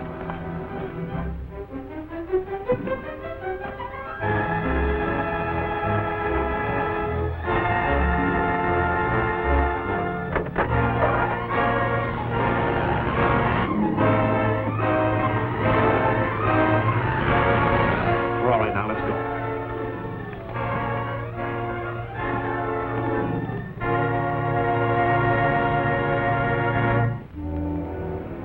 Calling car 42 on Norton Grade. Calling car 42 on Norton Grade. Car 42 on Norton Grade reporting. Did a lumber truck come down the grade yet? Came down about half an hour ago. Did you let him through? Why, yes. It was just a driver, but he makes the trip every day. Anything wrong? Yes, but we can't help it now. Never mind. Now what? We'll have to find out where they went. Some lumberyard, maybe. Perhaps. The Zarnoff stole those documents to sell the information to a foreign government. They're probably headed out of the country right now. We'll check up. Calling FBI office. Calling FBI office. Hello, Gwen. This is Dick. I want you to check all the harbor docks. Find out what ships are loading lumber for export today. All right, Dick, I'll call you back. Tracy stopped me and searched the truck, but he didn't find anything, so I guess it's safe to go ahead. It's not safe, but that stuff must get onto the ship today. I'll send some men down to help you in case there's trouble. Tracy may trail Ben to the dock. Tell your men to go down there. If anyone tries to interfere with them, you know what to do. Leave it to me. Calling Dick Tracy. Calling Dick Tracy. Okay, Gwen, go ahead. A freighter is loading at the Bayside docks. She sails this afternoon. Fine, that's all we wanted to hear. Bayside dock, Steve.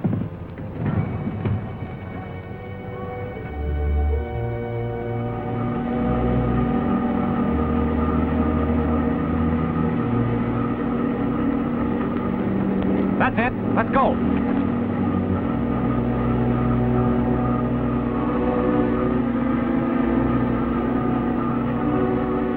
Stop that crane!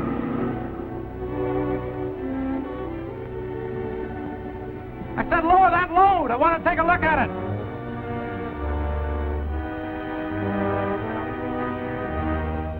Hold it. I'm taking charge here. Get these two guys out of sight and take care of them. Get going.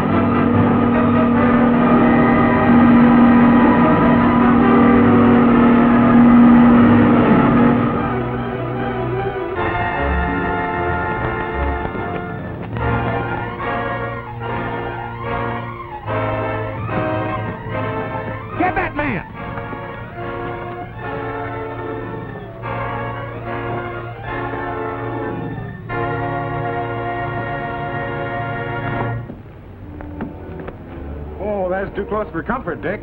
You're telling me.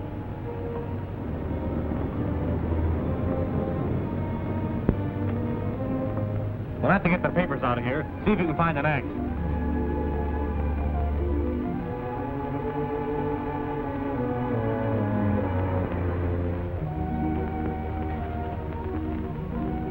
Good evening, Mr. Zarnoff. Right this way.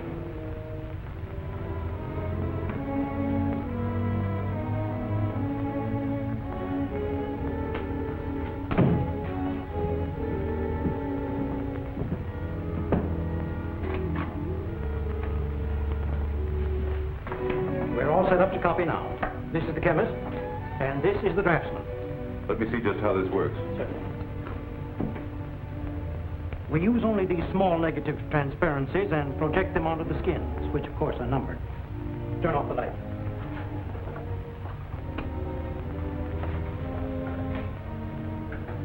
That gives us a projection up to full scale. And then Howard, our draftsman, traces these lines on the skins with a special ink made largely of zirconium tetrachromate. That's enough. But those lines are clearly visible. Any customs inspector could find them. They are now, but come with me and I'll show you what we do next.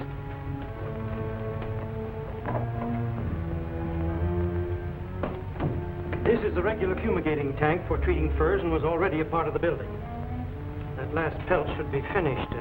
Tom, get it out, will you? Careful. The exhaust fan has only been running for 10 minutes. It's dichloride of cenolin, very poisonous.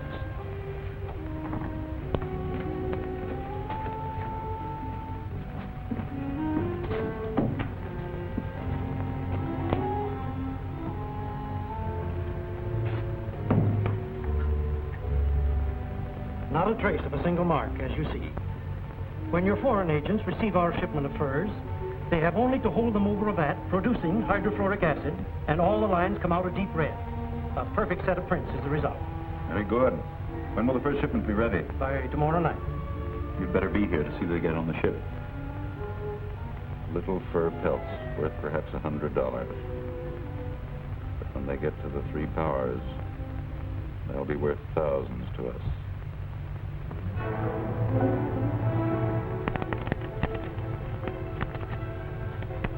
This goes to Washington along with the others. I'll bet Zarnoff's gnashing his teeth over this. Yeah. Scott, deliver this to Colonel Williams in command of Harbor Defense. See that he gets it personally. Better take Murchison with you. Right. Foster, take Bruce with you and deliver these to Commander Collins at the Navy Intelligence Office. He'll be expecting you. Yes, sir. Look, airplane design. Government specifications, experimental job. They're building it at the Lockwood plant.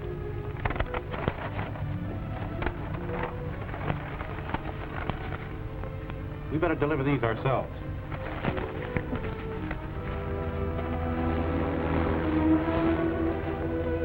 I'm very happy to meet you, Mr. Tracy. How do you do, Mr. Collins? And this is my assistant, Mr. Lockwood. Glad to know you too, sir. How do you do, Mr. Collins? Won't you gentlemen sit down? Thank you. Now, gentlemen, what can I do for you? Here's a set of blueprints stolen from your plant some weeks ago. They were on that new pursuit plane you were building for the government. But no plans have been stolen from us. Well, perhaps there's been some mistake. Would you mind taking a look at them? Certainly not.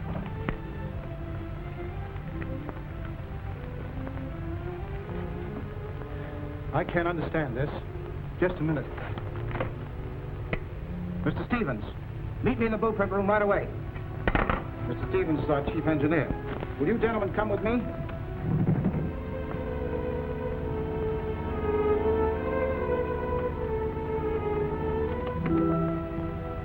Hold it. We don't want to be disturbed. What's up? This is Mr. Stevens, our chief engineer. Mr. Tracy and Mr. Lockwood of the FBI. How do you do? Mr. Lockwood? Is it possible there could be two sets of blueprints for that XP-141? Absolutely not. Our set was delivered to us by Colonel Barker in person. He said it was the only one. The drawings were destroyed, and the tracings in the vaults of the War Department in Washington. That's what I thought. But here's a duplicate set. That's bad. did these come from? They were recovered along with other stolen documents from Zarnov. Zarnov? The international spy? That's right. And the fact that they were recovered here led us to believe they were stolen from your plant. That couldn't be. We keep the plans for our commercial planes out here, but our government jobs are all locked in the safe. And only Stevens and I know the combination.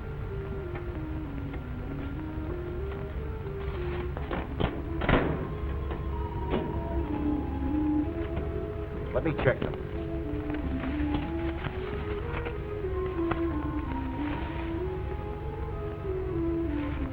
They're identical. But our set has never been out of our possession. Still, they've been duplicated. I can't see how. Each morning, I personally take out only those sections which are in active work. The rest remain locked in the safe. What happens next?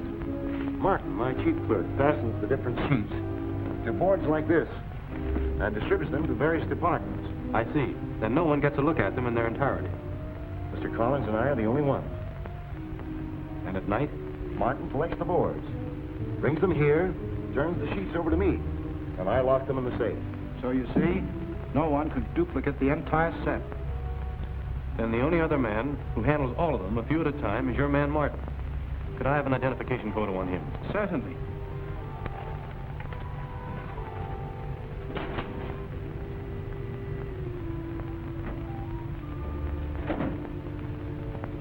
We keep full data on all our employees. But Martin is above suspicion, Mr. Tracy. He's been with me for 5 years. And besides, how could he duplicate these blueprints in the few minutes required to collect and deliver the different boards? That remains to be seen. Tell me, are you working on any new developments for the government? We're building a new bomber. We went into work only yesterday. I want to send 3 of my men over here who are experienced in this line. Put them to work in strategic positions to check on Martin's every move. Right.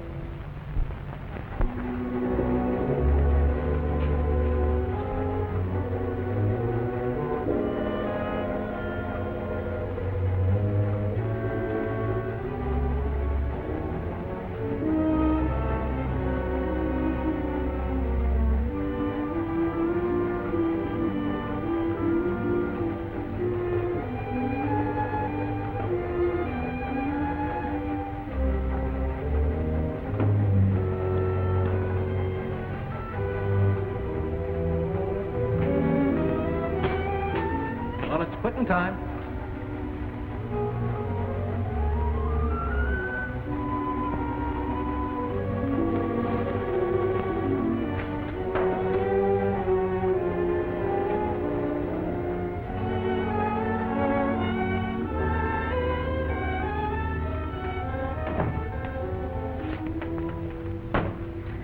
How's it going? Everything seems to be moving nicely. Just 3 boards today. That's right. Let's have these 6.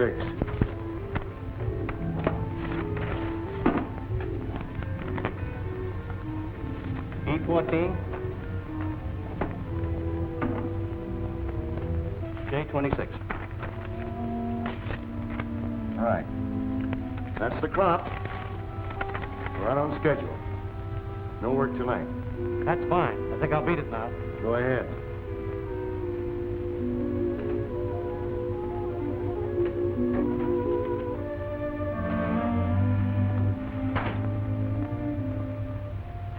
This completes today's reports up till 4 o'clock. Thanks, Gwen. Frankly, I'm puzzled. Your man Martin seems above suspicion. Sure, he's all right. And still, he's the only logical one. His every move was watched. At 5:20, Scott here took over and trailed him. He made only one stop at a jeweler's shop, and then went directly home. Left the house the next morning at 7, and went directly to the factory, stopping only to pick up his watch at the jeweler's shop. All perfectly normal. He picked the watch up the next morning, but what gets me is he went through the same routine again the next night. Maybe the watch needed more than just oiling. Or maybe... Look, it's 5 o'clock now. If Martin goes through the same routine, he'll be passing that jewelry shop in 12 minutes. If he turns in there again tonight, we'll know that's it. That's what? Come on, Steve, it's just time to make it.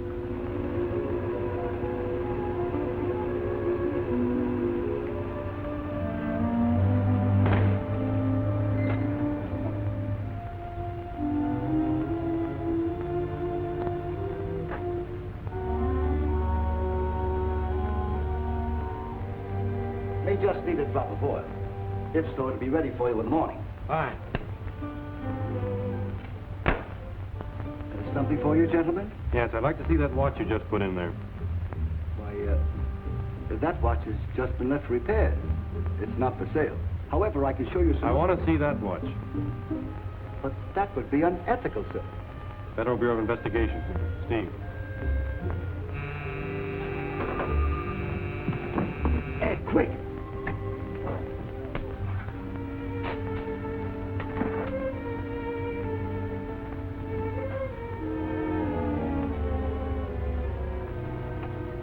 Just as I thought. A perfect little camera wristwatch. So that's it. What do you know about this? Not a thing. My repairman handles all the watches.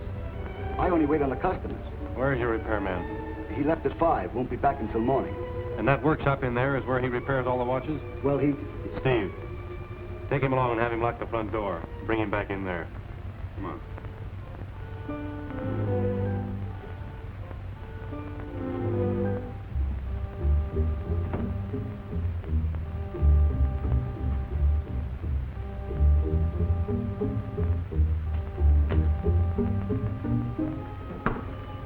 Very complete little plant. Larger, dark room, blueprinting machine. Everything for turning out a finished product. Oh, I get it. Martin photographed these blueprints with his wristwatch camera. And right here they were converted into duplicate blueprints. Hasn't been used lately. Where's your laboratory man? I tell you, I don't know.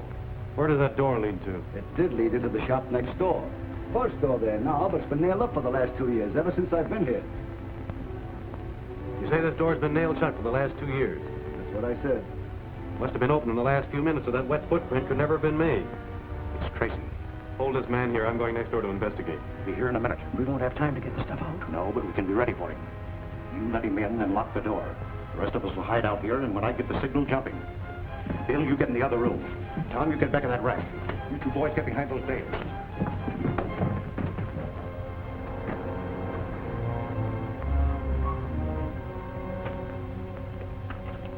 I'm sorry, sir. We're just closing up. I won't detain you long. That's from the FBI. But I'm sure that you'll find nothing here to interest you. What's in there? My workroom. But my assistants are gone for the day.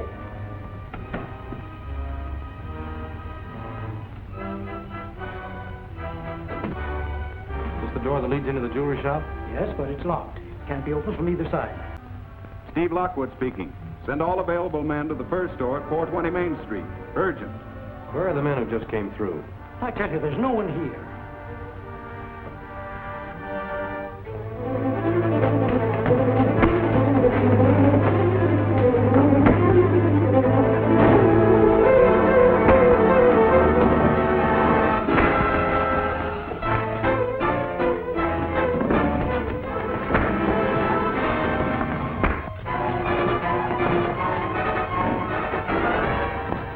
Don't shoot.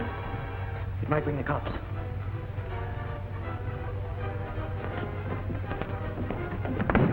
Turn on the gas. That gas will finish him in about 2 minutes.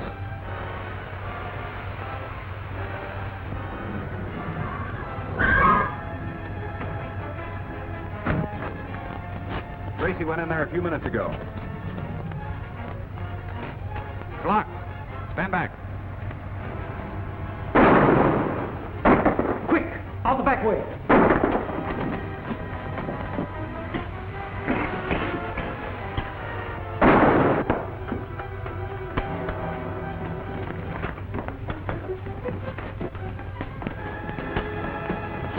Tracy must be in here somewhere.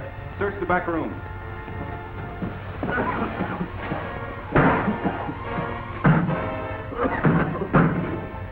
The ball. Get that valve.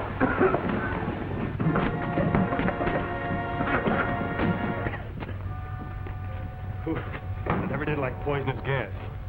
I couldn't have stayed in there much longer. You know, this first store is a depot for one of the cleverest smuggling rackets I've ever encountered. Did you catch any of Zarnoff's men? Had a soul here by the time he broke in, but he got that phony jeweler tied up next door. He's one of Zarnoff's agents, all right. We'll see if we can get something out of him at headquarters. Tracy's meddling at the first store has set me back a lot.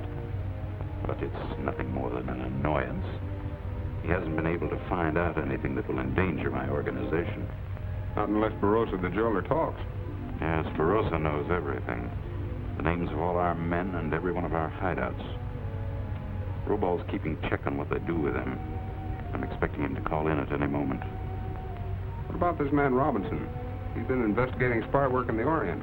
Yeah, my Shanghai agents informed me that unless he's stopped, we'll all be in hot water. He's due in on the Pan-Pacific dirigible tomorrow, isn't he? Yes. I've got plans to take care of him. Yes? This is Robal. Tracy and some of his men have Barossa in the Federal Building. Yeah, in Tracy's office. Good. Stick around and make sure they're still in the building by the time I send some men down there. Right. Now, here's what I have in mind. Now look, Barossa, you might as well tell us the whole story. It'll save you a lot of trouble. I told you all I know. What more do you want? That's what you've been saying for the last hour. Where is Zarnoff hiding? I don't know. Where did you see him last? I don't remember.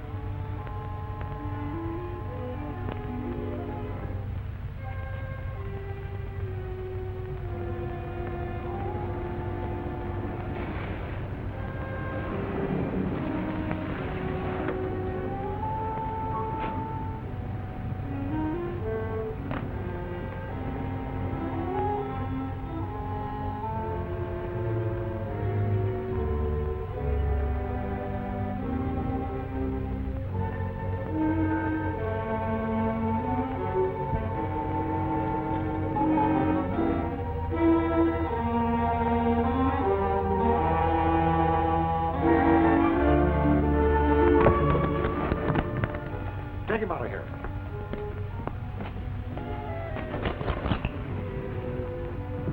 Take the elevator up to the 5th floor and leave it there.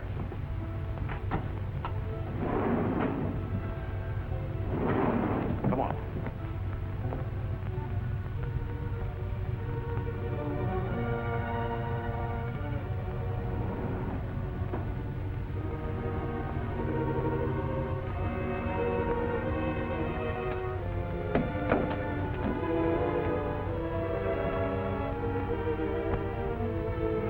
Once that elevator starts moving, nothing will stop it. Tracy and Barossa won't have a chance.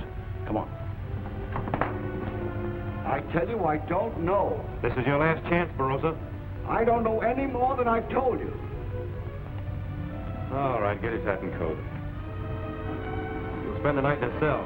Maybe your tongue will loosen up in the morning.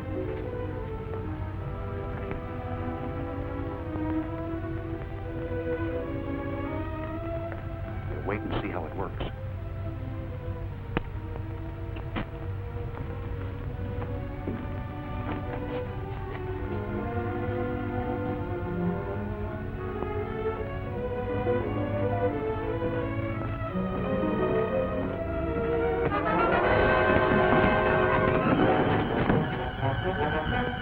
Come on, we'll take the stairs.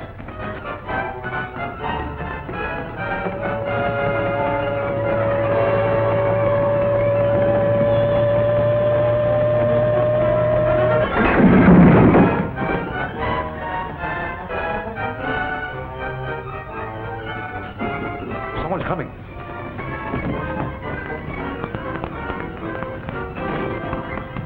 You check the basement.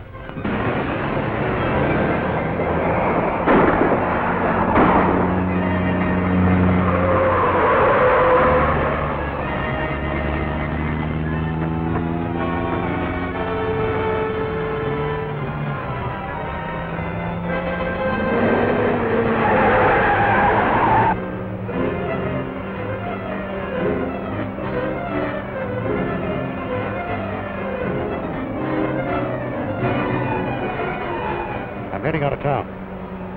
You guys keep a sharp lookout behind and tell me if we shake him.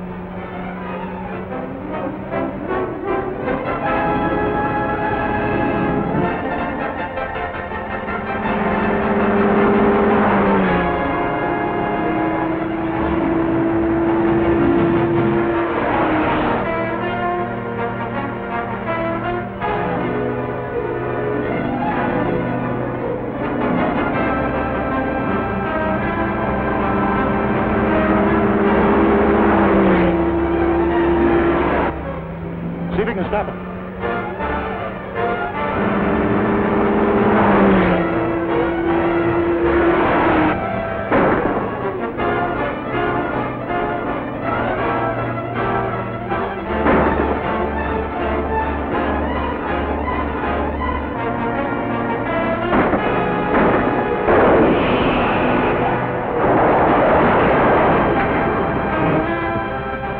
Well, I guess that'll hold him all right.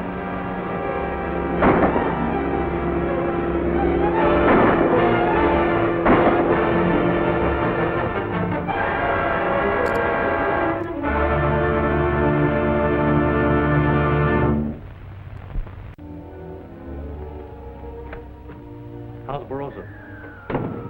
Docs did all they could, but he's too badly smashed up. Never even regained consciousness. Too bad. We could have gotten a lot of information out of him. Yeah. How about Robinson? That's something we have to get busy on right away. Look how the papers have played up his arrival, which was supposed to be a secret.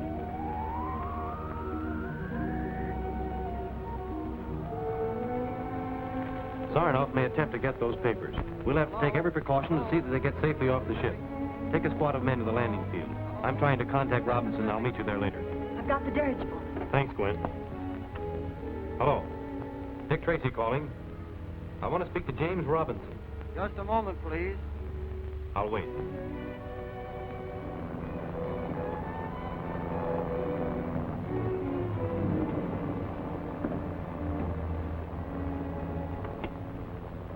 Go ahead. Hello, Robinson. Hello, Tracy. What's on your mind? Your arrival has been spread over the front page of every newspaper in town. Have you any idea how the news leaked out?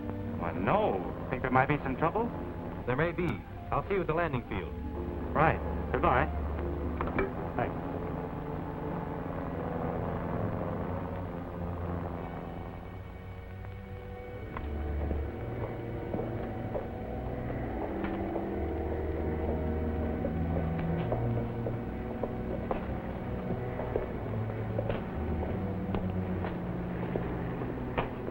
What company? World Newsreel. Steve, check their equipment.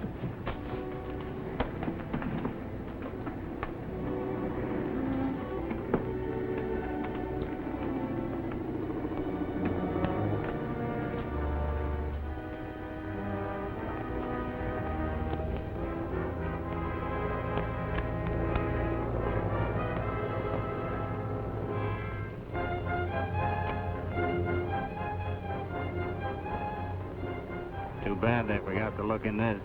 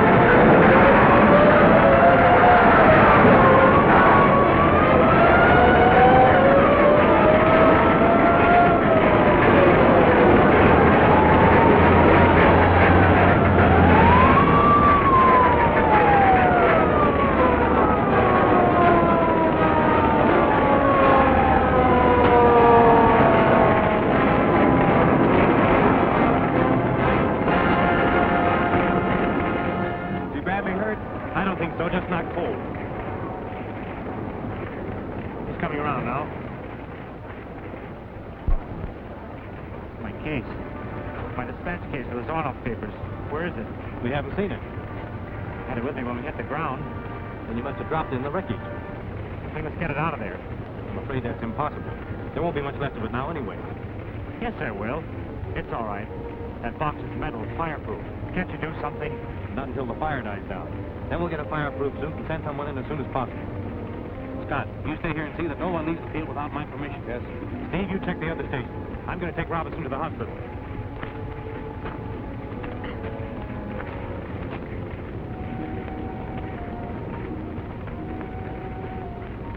Well, hold on there. No one's allowed to leave. Well, I got to get back with this film. We'll send the film back for you, but you'll have to wait. No one can enter or leave here until the wreck has been investigated. All right to phone my office? Sure. You stay here with the film. Okay. They'll probably be able to get into the wreckage by morning. You still have loads for that camera? Sure. But what chance would I have? The place is swarming with cops. Your camera should be able to take care of them. I'll have Rubel and some men at the gate to help you get away. In the morning, take Tom and Ed down to the airport.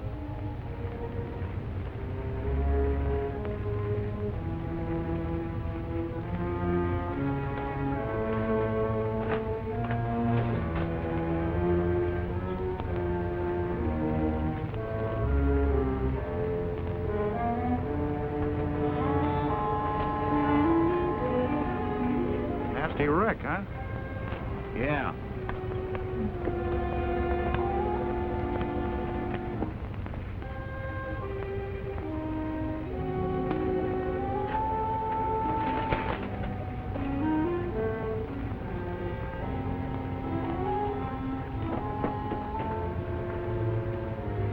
Found it. Get set.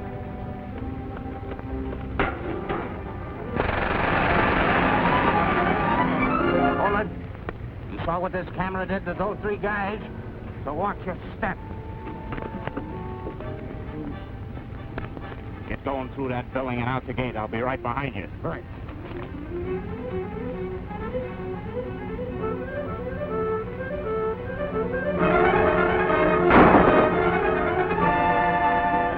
Take care of these wounded men. Come on.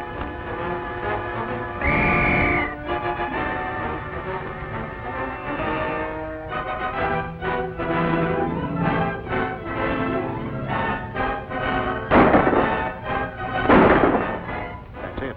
Come on.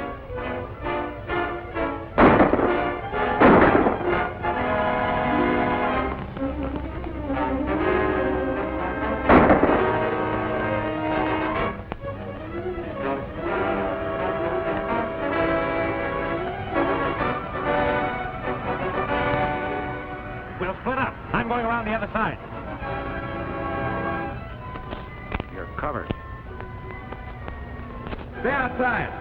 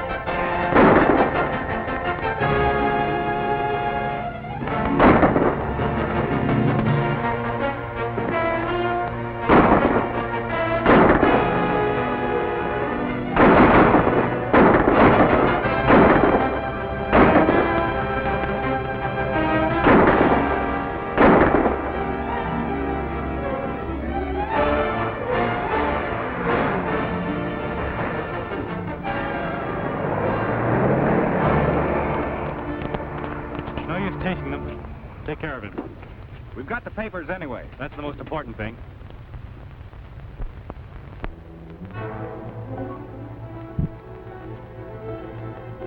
It's one of Zarnoff's codes, all right. Yes, and it's a tough one, too. Well, this gives us each something to work on. Let's go. Come on, Gwen, we're going to work.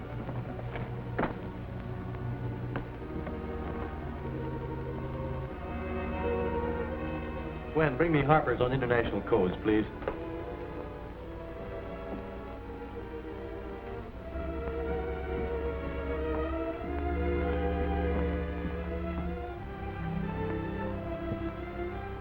think you better take time out. You look pretty tired. I am getting a little groggy. Well, run along and get some sleep.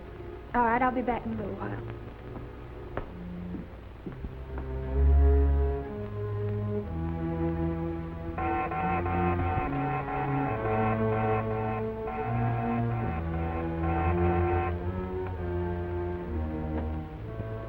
Well? The officers are all lit up. They must still be working on the code. Think they can break it? Of course they can break it. Any code can be broken in time. We'll have to move everything. Once they decipher that order, they'll be down here with every G-man in town. Radio to Gus and tell him to get the trucks here right away. Stand by and help them to load. Did you get that dynamo connected? Yes, and I figured out how to get it started. Let's see how it works.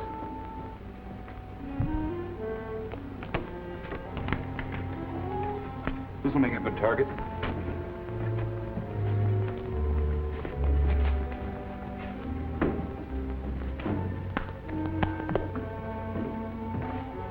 By hooking up this wire like this,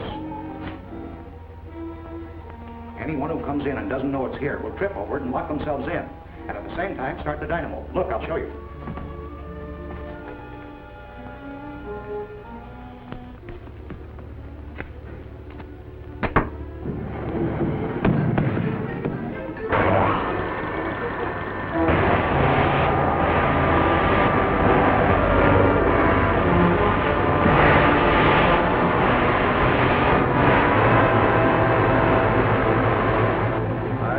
Hope Tracy gets here before we leave. Turn it off.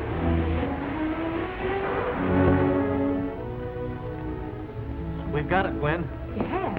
Yes, we haven't quite finished, but this is enough. It's evidently an order to one of Zarnoff's agents, instructing him to send a shipment of explosives to a smelter near South Basin. They must be using it as a storehouse. Yes. Unless the whole thing is another elaborate trap. Anyway, we'll find out. Gwen, phone the rest of the men and have them meet us here as soon as possible.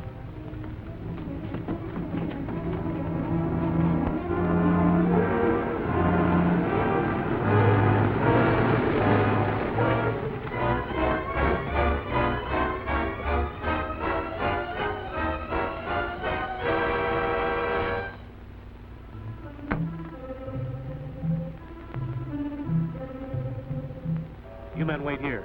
We're going to scout around. We need you. We'll signal with the Very pistol. Yes, sir. Let's go.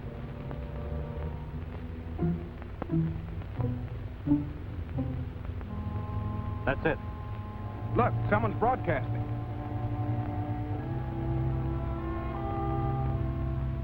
Yes, and we ought to know who they're talking to. Scott, call the naval radio station. Tell them to tune in on the station that's talking to the smelter and triangulate their position. It might be Zarnoff's headquarters. Yes, sir. Okay. How much more? 2 more loads will do it. Good. Got dependable men on guard? Yes, Gus is on the gate. If anyone tries to come through, he'll signal us. All right. Tom, keep everyone alert. Those G-men may be down on us any time now. Right.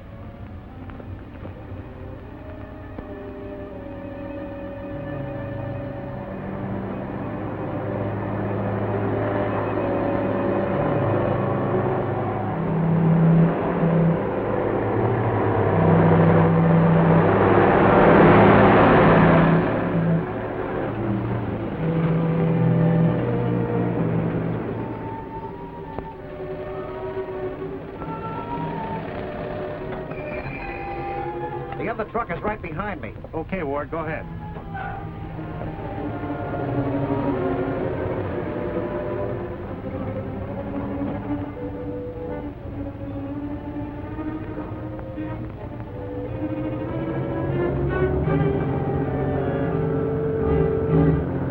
This is our chance.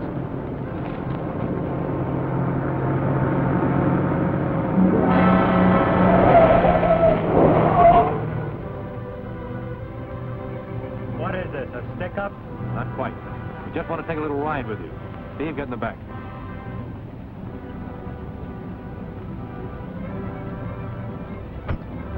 They're taking us right past that guard and into the smelter. Get going.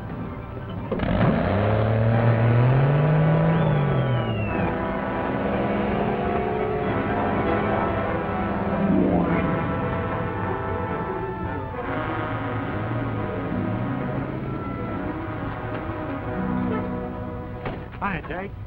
Go ahead. Okay.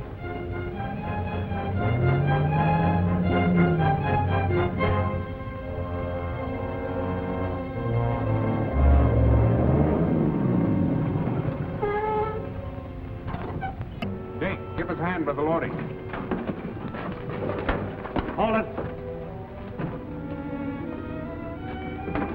Steve.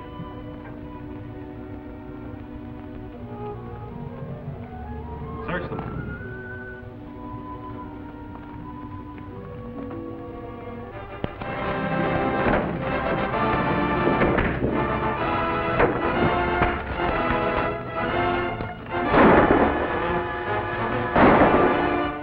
They're here.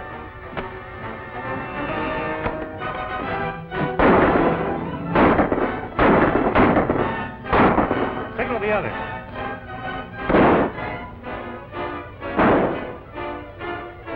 There's the signal. Let's go.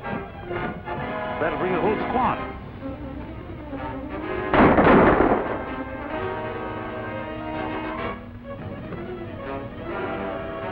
Zarnoff, let's go.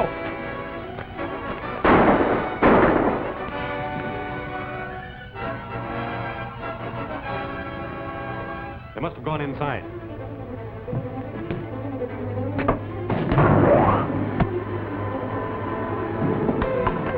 Steve. I'm all right.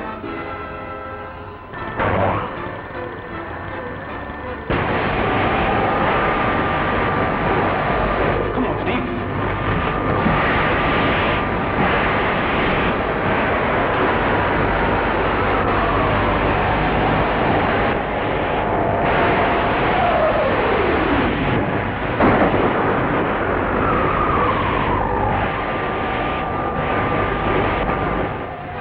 Our only chance is to short it out, Steve.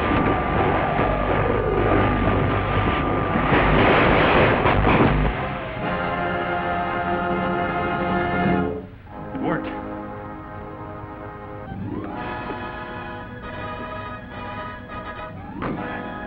Chances are that door has an electric lock. Shorting that dynamo will unlock it. We're right.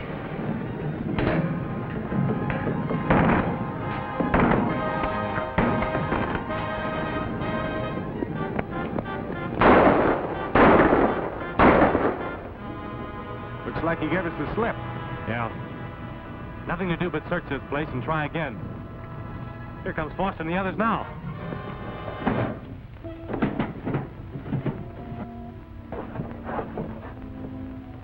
What about Zarnoff's men? They're gone. Zarnoff evidently expected us and moved all his equipment. Have the men search the place carefully.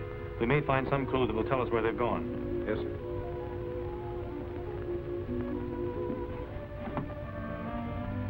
Any luck? Yes, I phoned the naval station and they tuned in. They picked up someone calling here asking if any more trucks were needed. What station was it? Well, they couldn't tell, but they got bearings on it from 3 different points. Good. This is all we need. Right.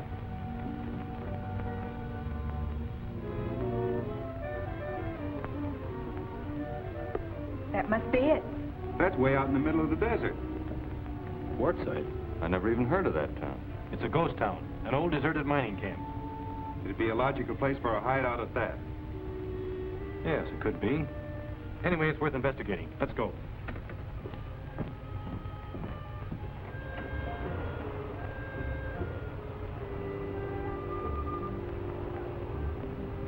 There it is. It looks pretty dead from here. Well, we'll find out.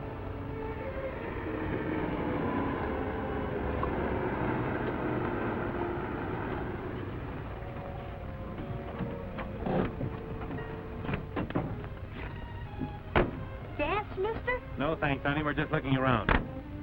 Say, you're Dick Tracy, aren't you? That's right. What's your name? Sammy Williams. Are you looking for crooks? Well, perhaps. Are there any around? Nah, there's nobody around here except me and Gramp and Joe. Well, I'd like to have a talk with your grandfather. Is he home? Sure. He's sick in bed, but he'll be glad to see you. You and Foster take a look around the other buildings while we go in here.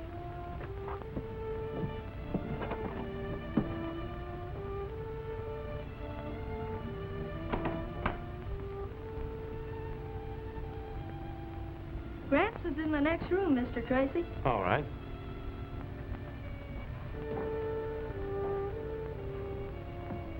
Gramps. This is Dick Tracy. He wanted to talk with you. How are you? Howdy, gents. Sorry I can't get up, but this dang rheumatism's got me crippled up so I can't hardly move. Well, that's all right. We just came to look the town over. Well, ain't much to see there now. But you ought to seen her 40 years ago. She was a rip snorter then. Is there much travel through here now? Oh, not much. Few trucks going back and forth to the mines and backcountry. Few tourist folks, that's all. You're pretty lonely. I guess that radio's a lot of company to you. Oh, that's Sammy. I can't even operate the dang thing. Oh, so it's yours, huh, Sammy? Yep, want to take a look at it? I'd like to. Come on. I use it all the time. I can talk to the other hams clear back as far as Denver. That's fine. Did you build it yourself? Sure. Well, that is mostly. Joe bought some of the things and helped me fix it a little. Joe live here? No, he lives in town. He's caretaker for the old mine there. Does Joe use the radio, too? Sure. Pretty near every night. He talks to some friend of his down at the harbor. What does he talk about? Mostly business, like shipping things, sending trucks, and stuff like that. I think we better have a talk with Joe. Where did you say he stays? In back of the old hotel. I'll go along and show you. Fine. You won't have to. I'm right here. Joe! What's the matter? This is Dick Tracy. You're telling me. Get out of the way, Sammy. That's none of your business. Back up.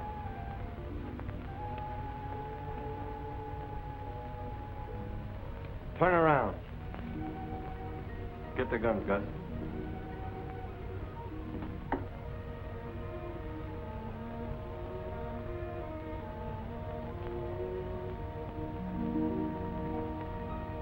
Put their own handcuffs on them.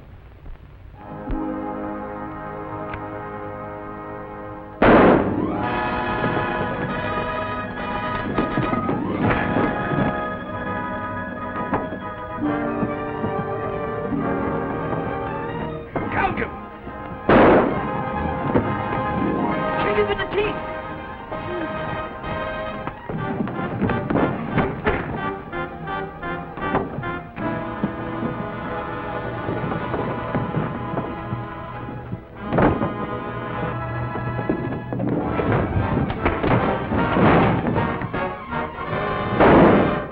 Get up.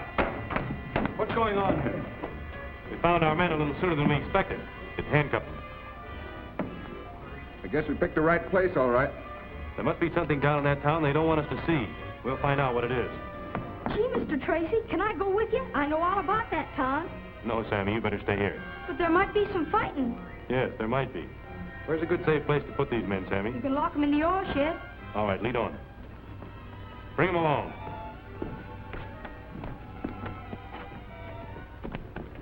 Thanks, Sammy. We'll see you later and tell you all about it. All right, Mr. Tracy.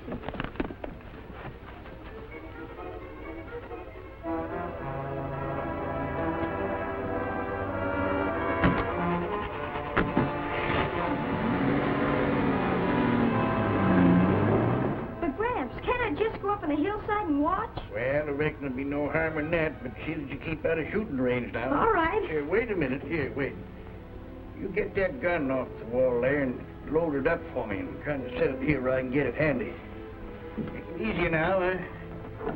Oh, the bed kind of hurts my back a little bit. There ain't going to be any more scrapping around here. I want to be fixed so I can get my share of it.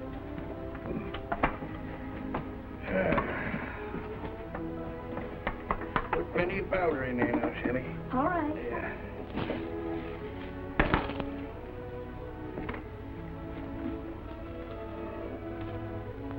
Getting so you can load that gun pretty good now, aren't you? Huh? Yeah? Sir. Is that enough powder? That'll be about right, yeah.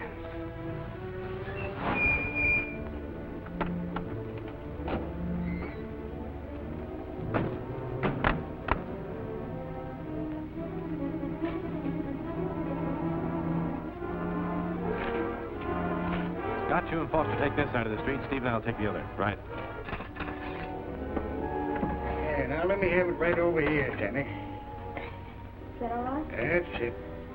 Now, if any of those dang coyotes come pisticating around here, they get what's coming to them. Can I go now, Gramps? Yeah, but be careful. All right.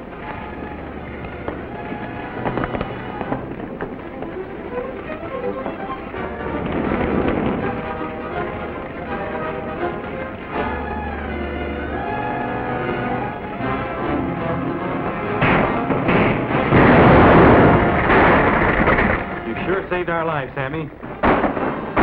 Some of you get around that building and take them from the rear.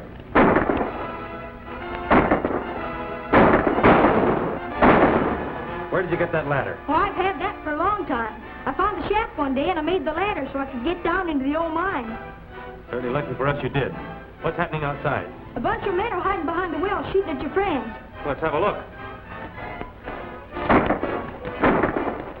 We can see them better from up there.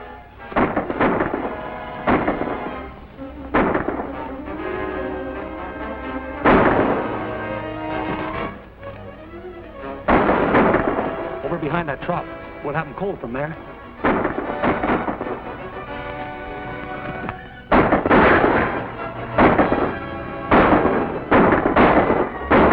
That sure discouraged them. You can get the bunch of the well from over there. Let's go.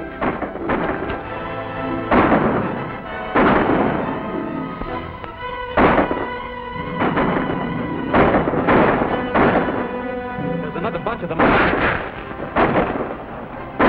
We'll have to run for it. Get the car and take their machine, too.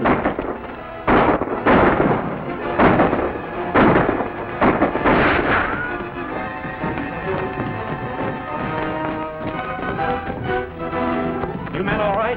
Yes. They all ran up the street. Look, there they go. There goes our car, too.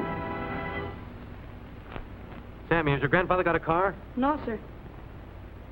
Well, boys, it looks like we'll have to walk it. Let's go. That isn't the perfect picture of a G-man. I haven't gotten over that walk yet. Boy, I thought we never would get a ride. Get a good night's rest? Oh, I slept all right. But I kept dreaming that Zarnoff was chasing me with a pitchfork, and I had to run and run and run. Fine thing. Thanks.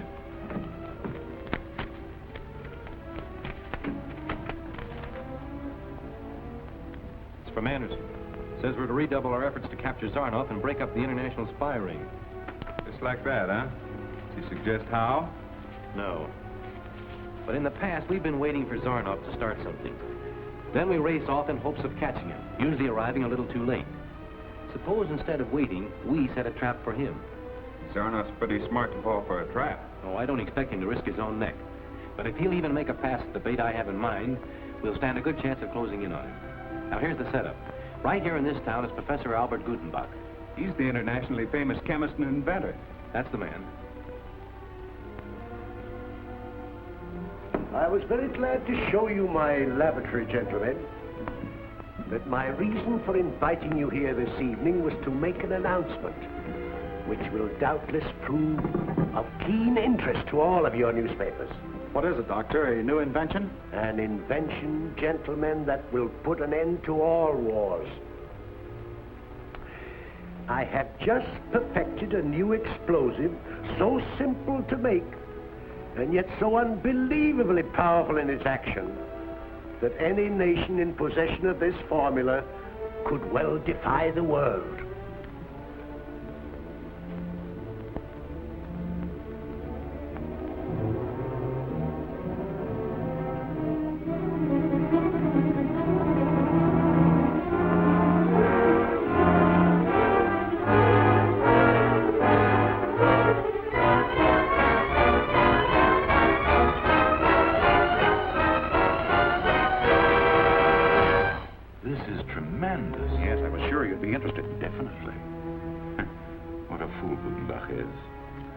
Giving it away? Exactly. I know 5 different governments, any one of which would pay him millions for an exclusive on that formula. And he's going to give it away. We've got to get that formula. When do we start? Immediately. Where is Gutenbach's laboratory? It's got the whole top floor of the Cosmo storage building. Investigate the place and bring me a full report on the whole layout. We'll act tonight. Right.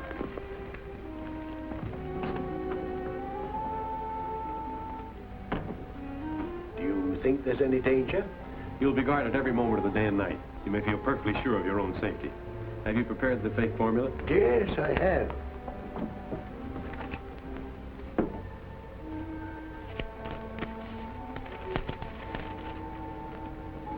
Certainly looks complicated. If compounded very carefully according to directions, it would probably produce a very excellent grade of stove polish. Of course, you'll see that anything of value is removed from the safe and put this precious formula where it can be easily located. It shall be done. How's it going?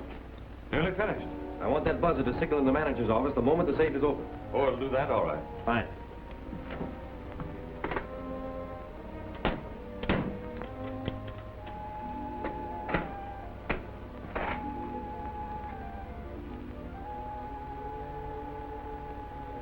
Malloy. You'll take over the elevator here. Mr. White, the building manager, will fit you out to the uniform from the locker room.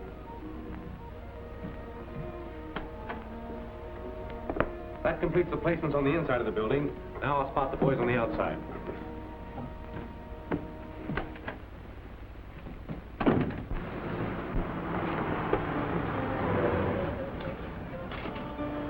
That's it over there. We'd better go separately and meet back here in the car.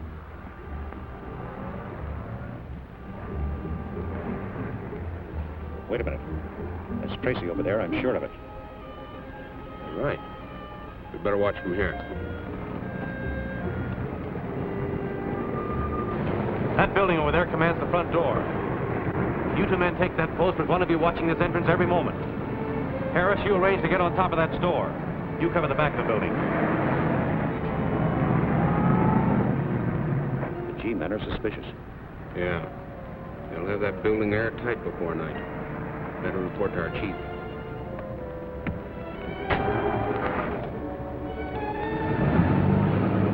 Sure, I can climb the face of any building in a city. That's why I sent for you. I have need of your particular talents. Glad to do anything I can for the dough you mentioned. A formula in an ancient safe in a laboratory on the top floor of the Cosmos Storage Building. I ain't so good on safes. You'll be good enough for this one. And you're the only one who can get to it. I still don't see. The G-men are guarding every entrance. And the only way to that formula is up the face of the building. Oh, I get it. And there's a lot of fancy work and ginger breaks in the front of that building. That'll be duck soup for me. That's fine.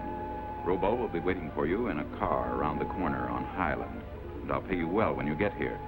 Yeah, but how do I get down? The same way you got up? Can't be done.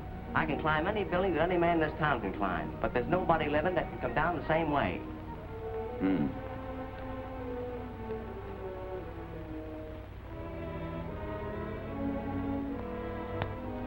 Can you get up to the 12th floor of that building? Ah, sure. And you can get the formula. Yeah, I guess so. Can you climb out the window and go on up to the roof? Oh, I can get up the roof all right. Well, that fixes it. You managed to be on that roof at exactly 11:15. All right, then what? You go out to the airport, get hold of Davis, make all arrangements, and we'll pick you off the roof of the Cosmos Storage Building at exactly 11:15 in an autogyro.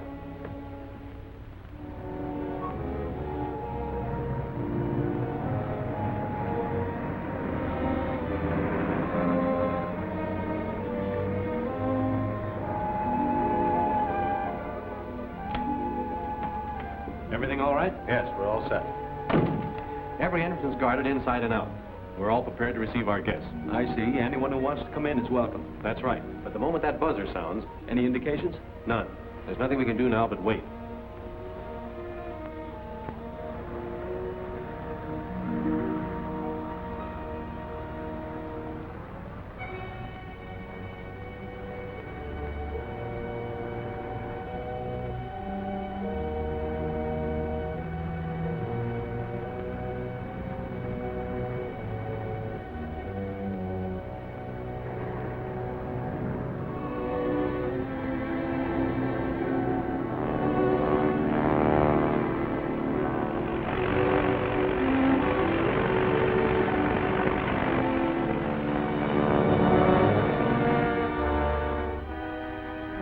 Certainly a quiet evening. 5 after 11 and nothing's happened. Maybe nothing will. That's always a possibility.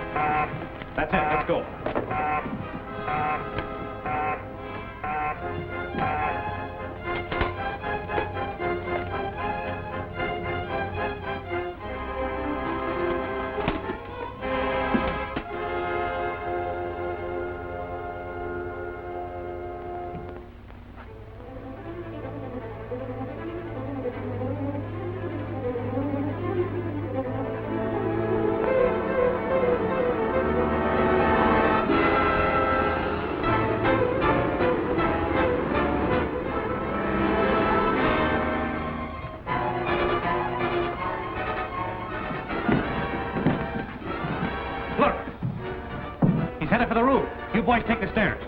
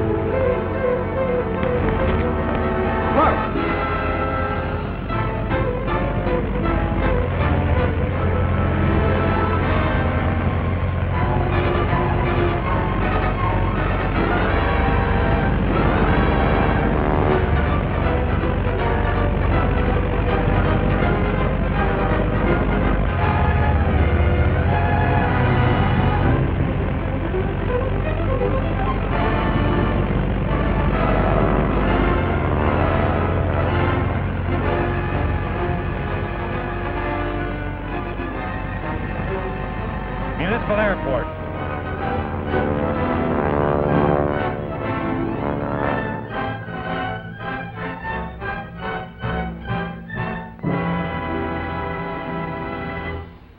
Even with all that's been accomplished, spy activities are still a growing menace. As long as Zarnoff is at large, that menace will become stronger every day. Some political groups back east complain that it was the fault of the FBI that Zarnoff was allowed to escape after his first capture. But that's unreasonable. Zarnoff was executed and pronounced dead before he effected his escape. His cheating the lethal gas chamber is the most remarkable criminal feat on record. Perhaps you can give me some of the details on that. I'll be glad to. Steve, get the data on Zarnoff from the files, will you?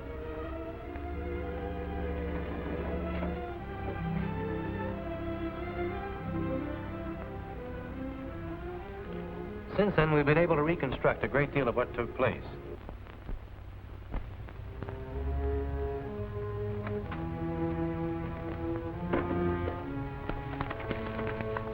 You seen today's big story? You mean about Anderson? Yeah, about Anderson. I think we ought to lay low now that he's in town. What's the matter, Robo? Getting scared? Me? Why, no, why? Well, then listen. Anderson, Tracy, and the whole FBI can't stop us. We might have missed out on a few things, but our organization's growing stronger every day. And since you're so worried about Anderson and Tracy, I think you'll be glad to know that after today, they'll be completely out of the picture. How are you going to do that? You know Davis, the pilot that Tracy captured? Mm-hmm. He's going to tell the warden that he's ready to talk. Hello. Hello, Zarnoff. I got the message to him. Good. You know the rest of the setup. We'll be waiting for you. Yeah, I'm on my way down there right now. What do you want, Davis? Well, I've been thinking it over, Warden, and I decided I might as well spill everything. Well, that's pretty good thinking. I'm sure Tracy would be glad to know about it.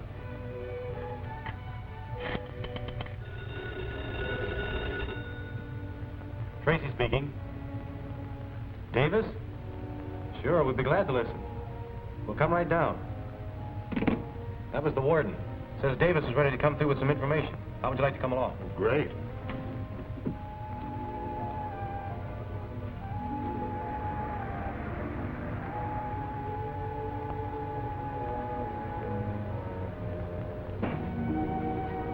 Wait a minute. We have a flat tire. Now, come on, we'll take this cab. Penitentiary and make it snappy. Yes, sir.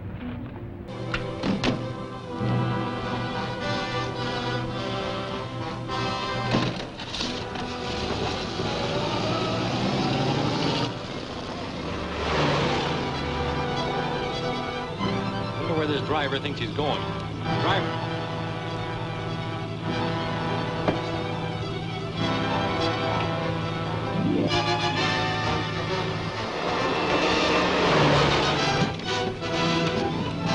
We're trapped.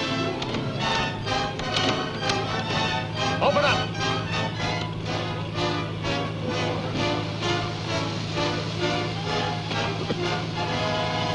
Exhaust gas.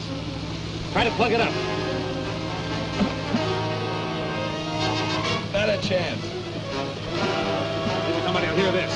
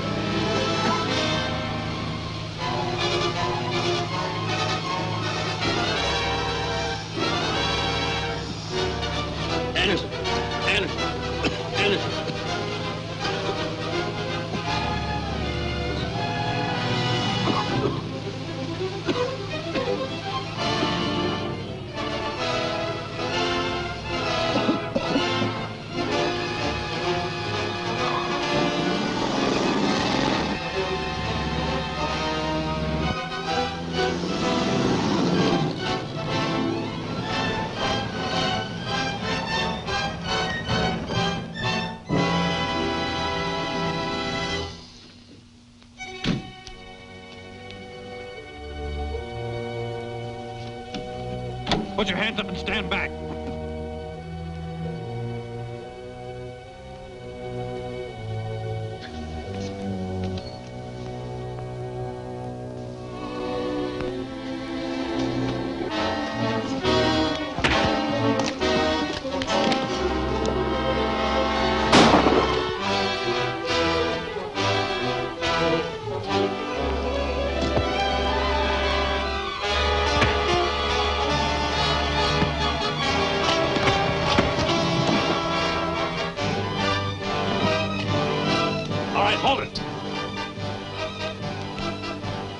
Mr. Tracy.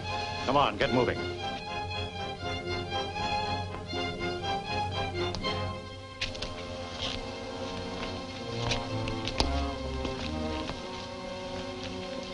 Brody, get that cab out of here. Yes, sir.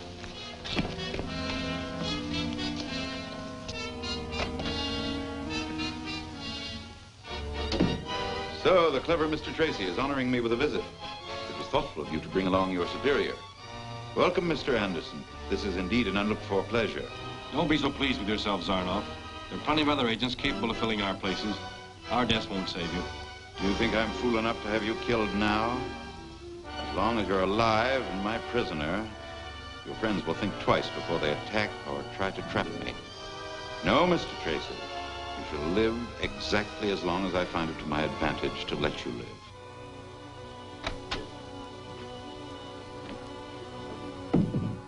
His Excellency is here. Gag them. I've been waiting for you, Baron.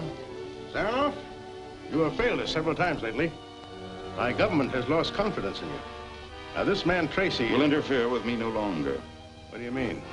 Simply that I am now in a position to operate freely, and without Tracy's interference. That'll hold him. Come on.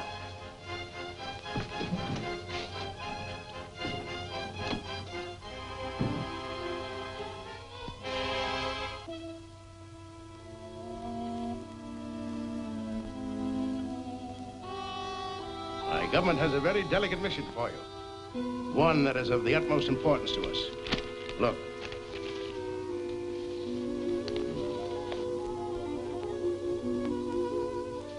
I've heard of the torpedo.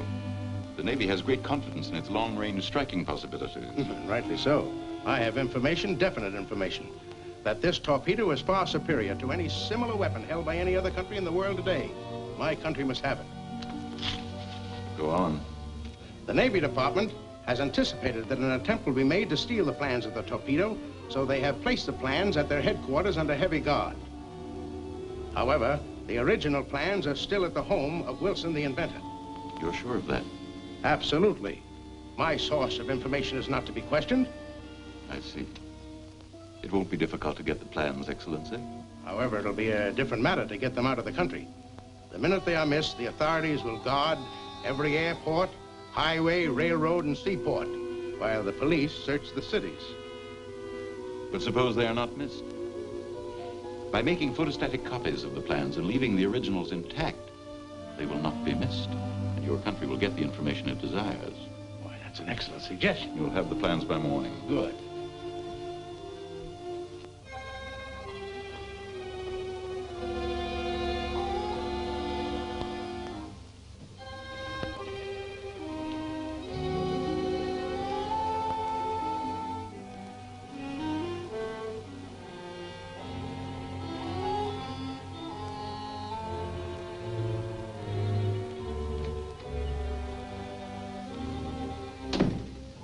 Good evening, gentlemen.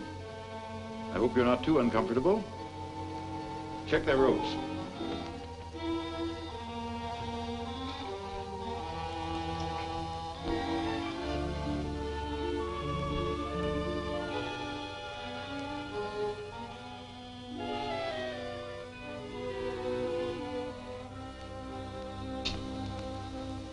Okay. Let's go.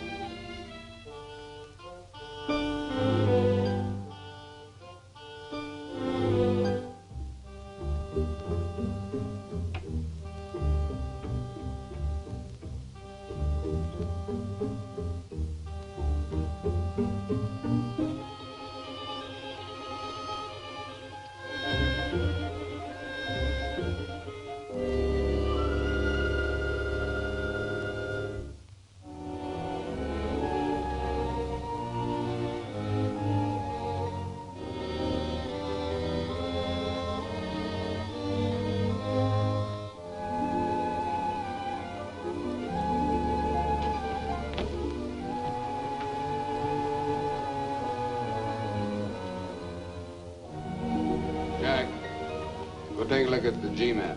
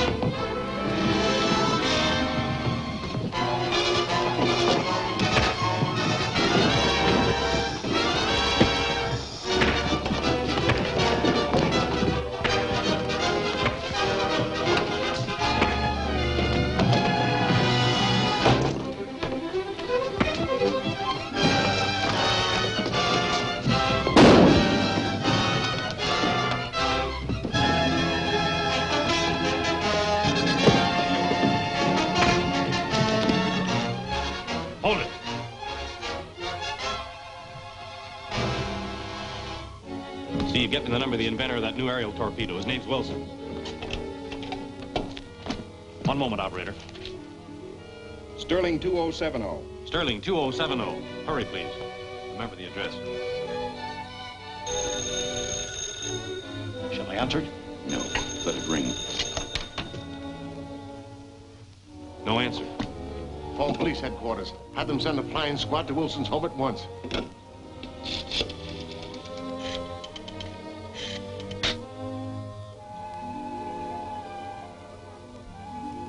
Get up from there. Come on.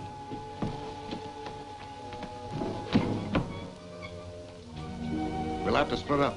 Tracy, you go over to Wilson's. Trail Zarnoff if he leaves before help gets to you. Steve, Get to the nearest phone and tell the police to send some men over to Wilson's. I'll stay here with these birds. Right.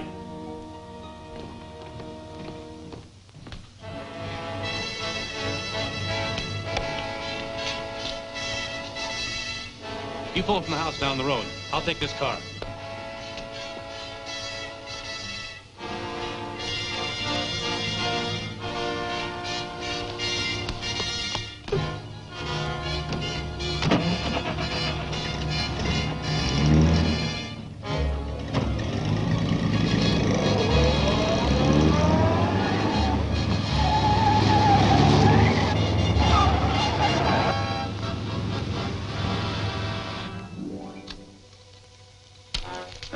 Back up.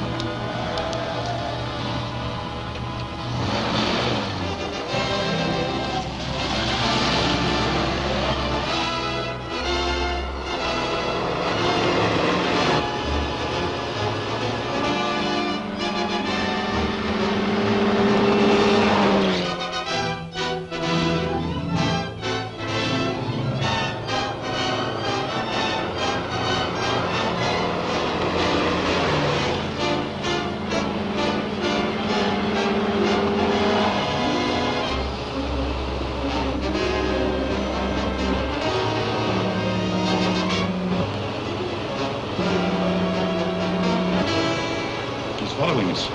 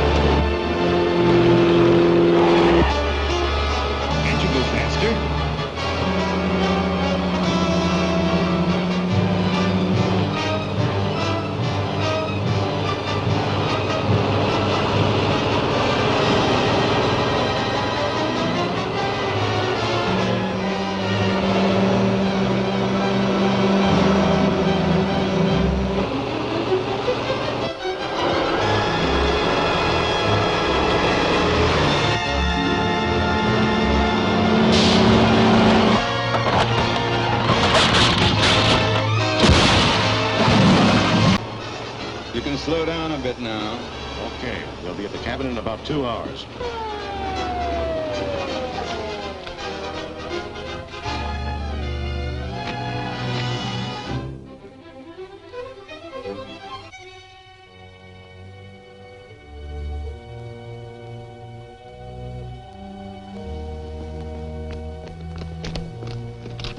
You're mighty lucky you're not dead. What's the idea of racing like that?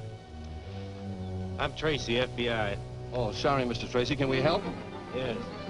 That man in the other car was Zarnoff. Zarnoff? Have you a radio? Yes, sir.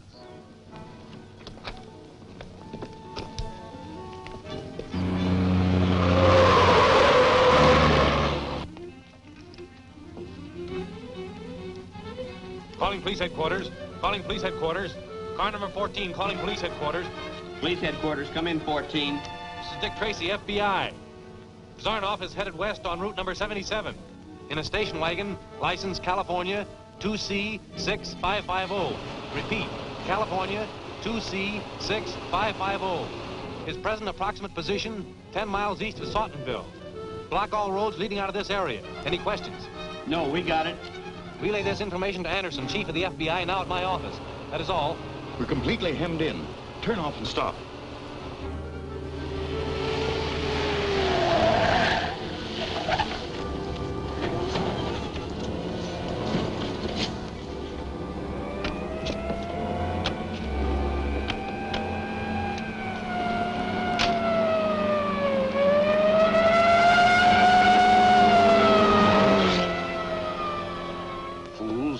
They think they have me trapped, do they?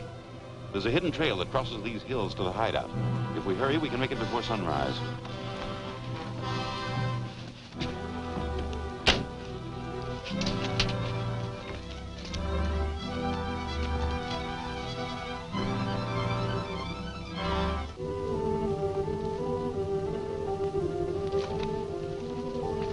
The motor's cool. Yeah, they must have been gone several hours. Afraid so.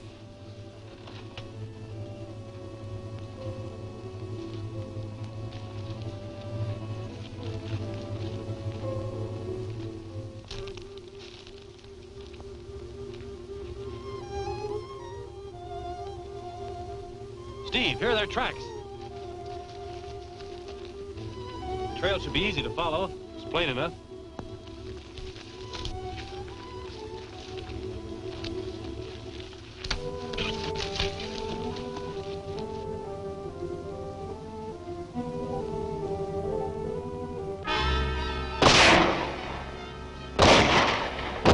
Stop it, you fools! You go on up and stay with the men.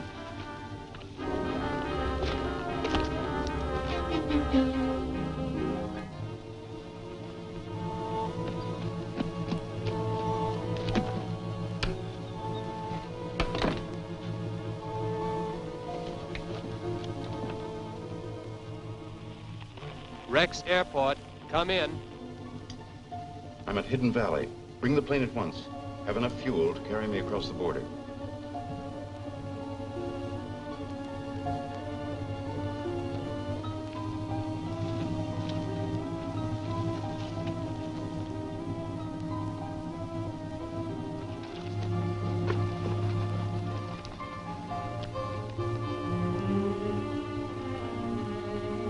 Don't shoot until I give the signal. All right, scatter.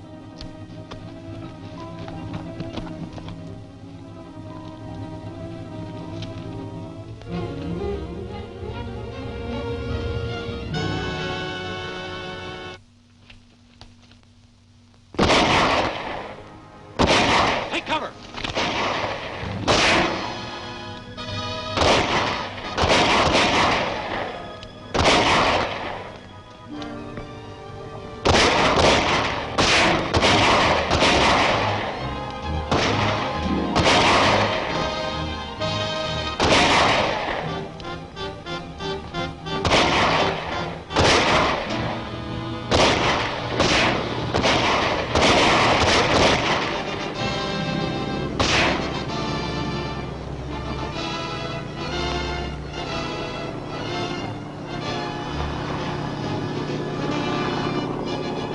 It'll pick up Zarnoff.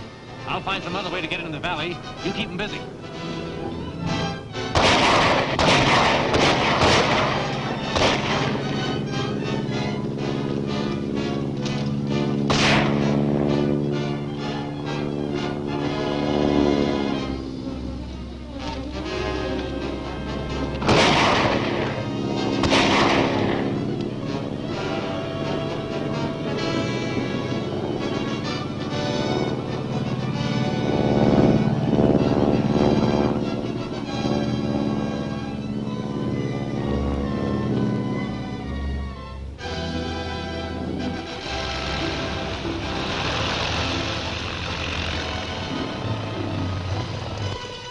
Wait a minute.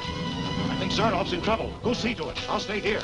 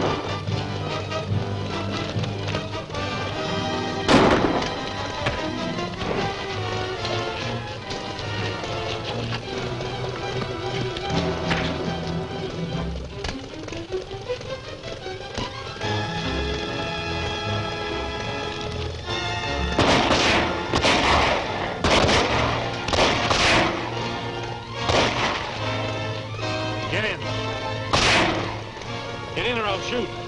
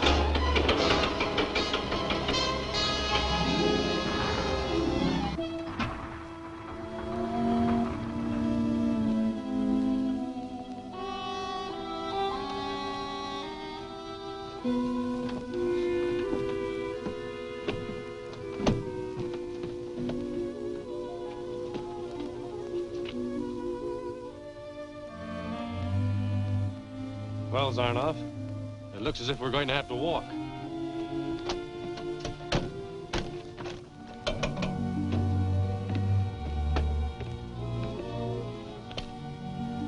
No telling how far it is to the nearest town. We better get going.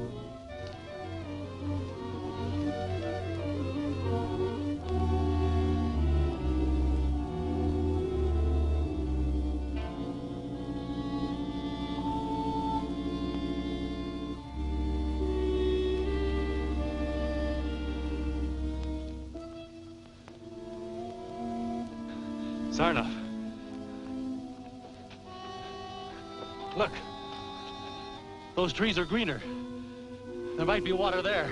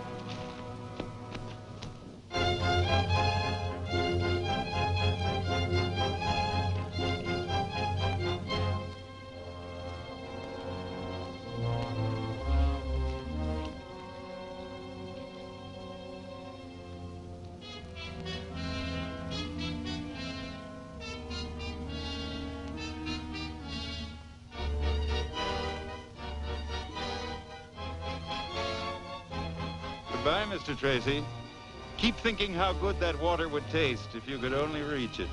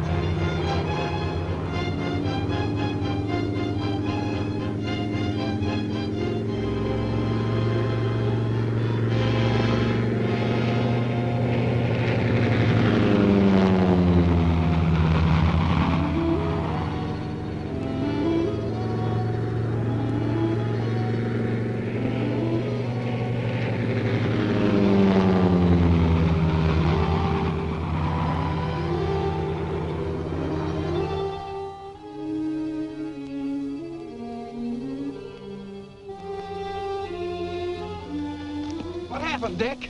I'll explain later. Get me out of these cuffs.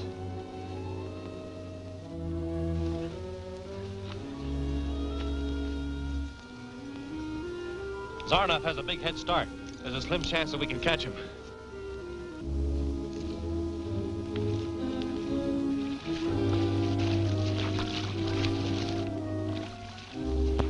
Dick, don't drink that water!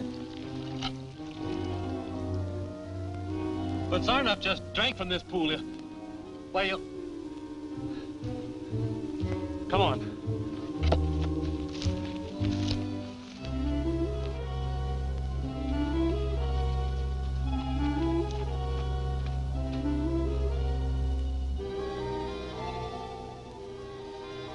Sure didn't get far. It's funny, Steve. One way or the other, they always get it. Well, Zarnoff will no longer menace the peace of the world.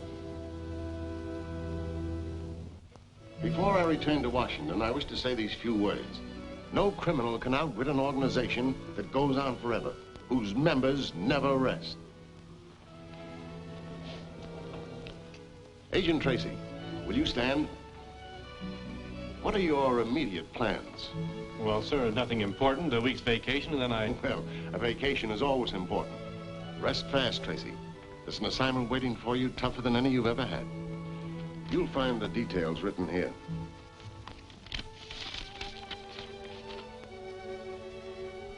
You mean Tracy, Supervisor in charge West Coast Division, FBI.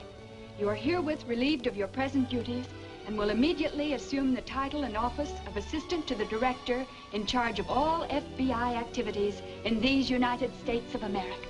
Thanks, fellas. Thanks a lot.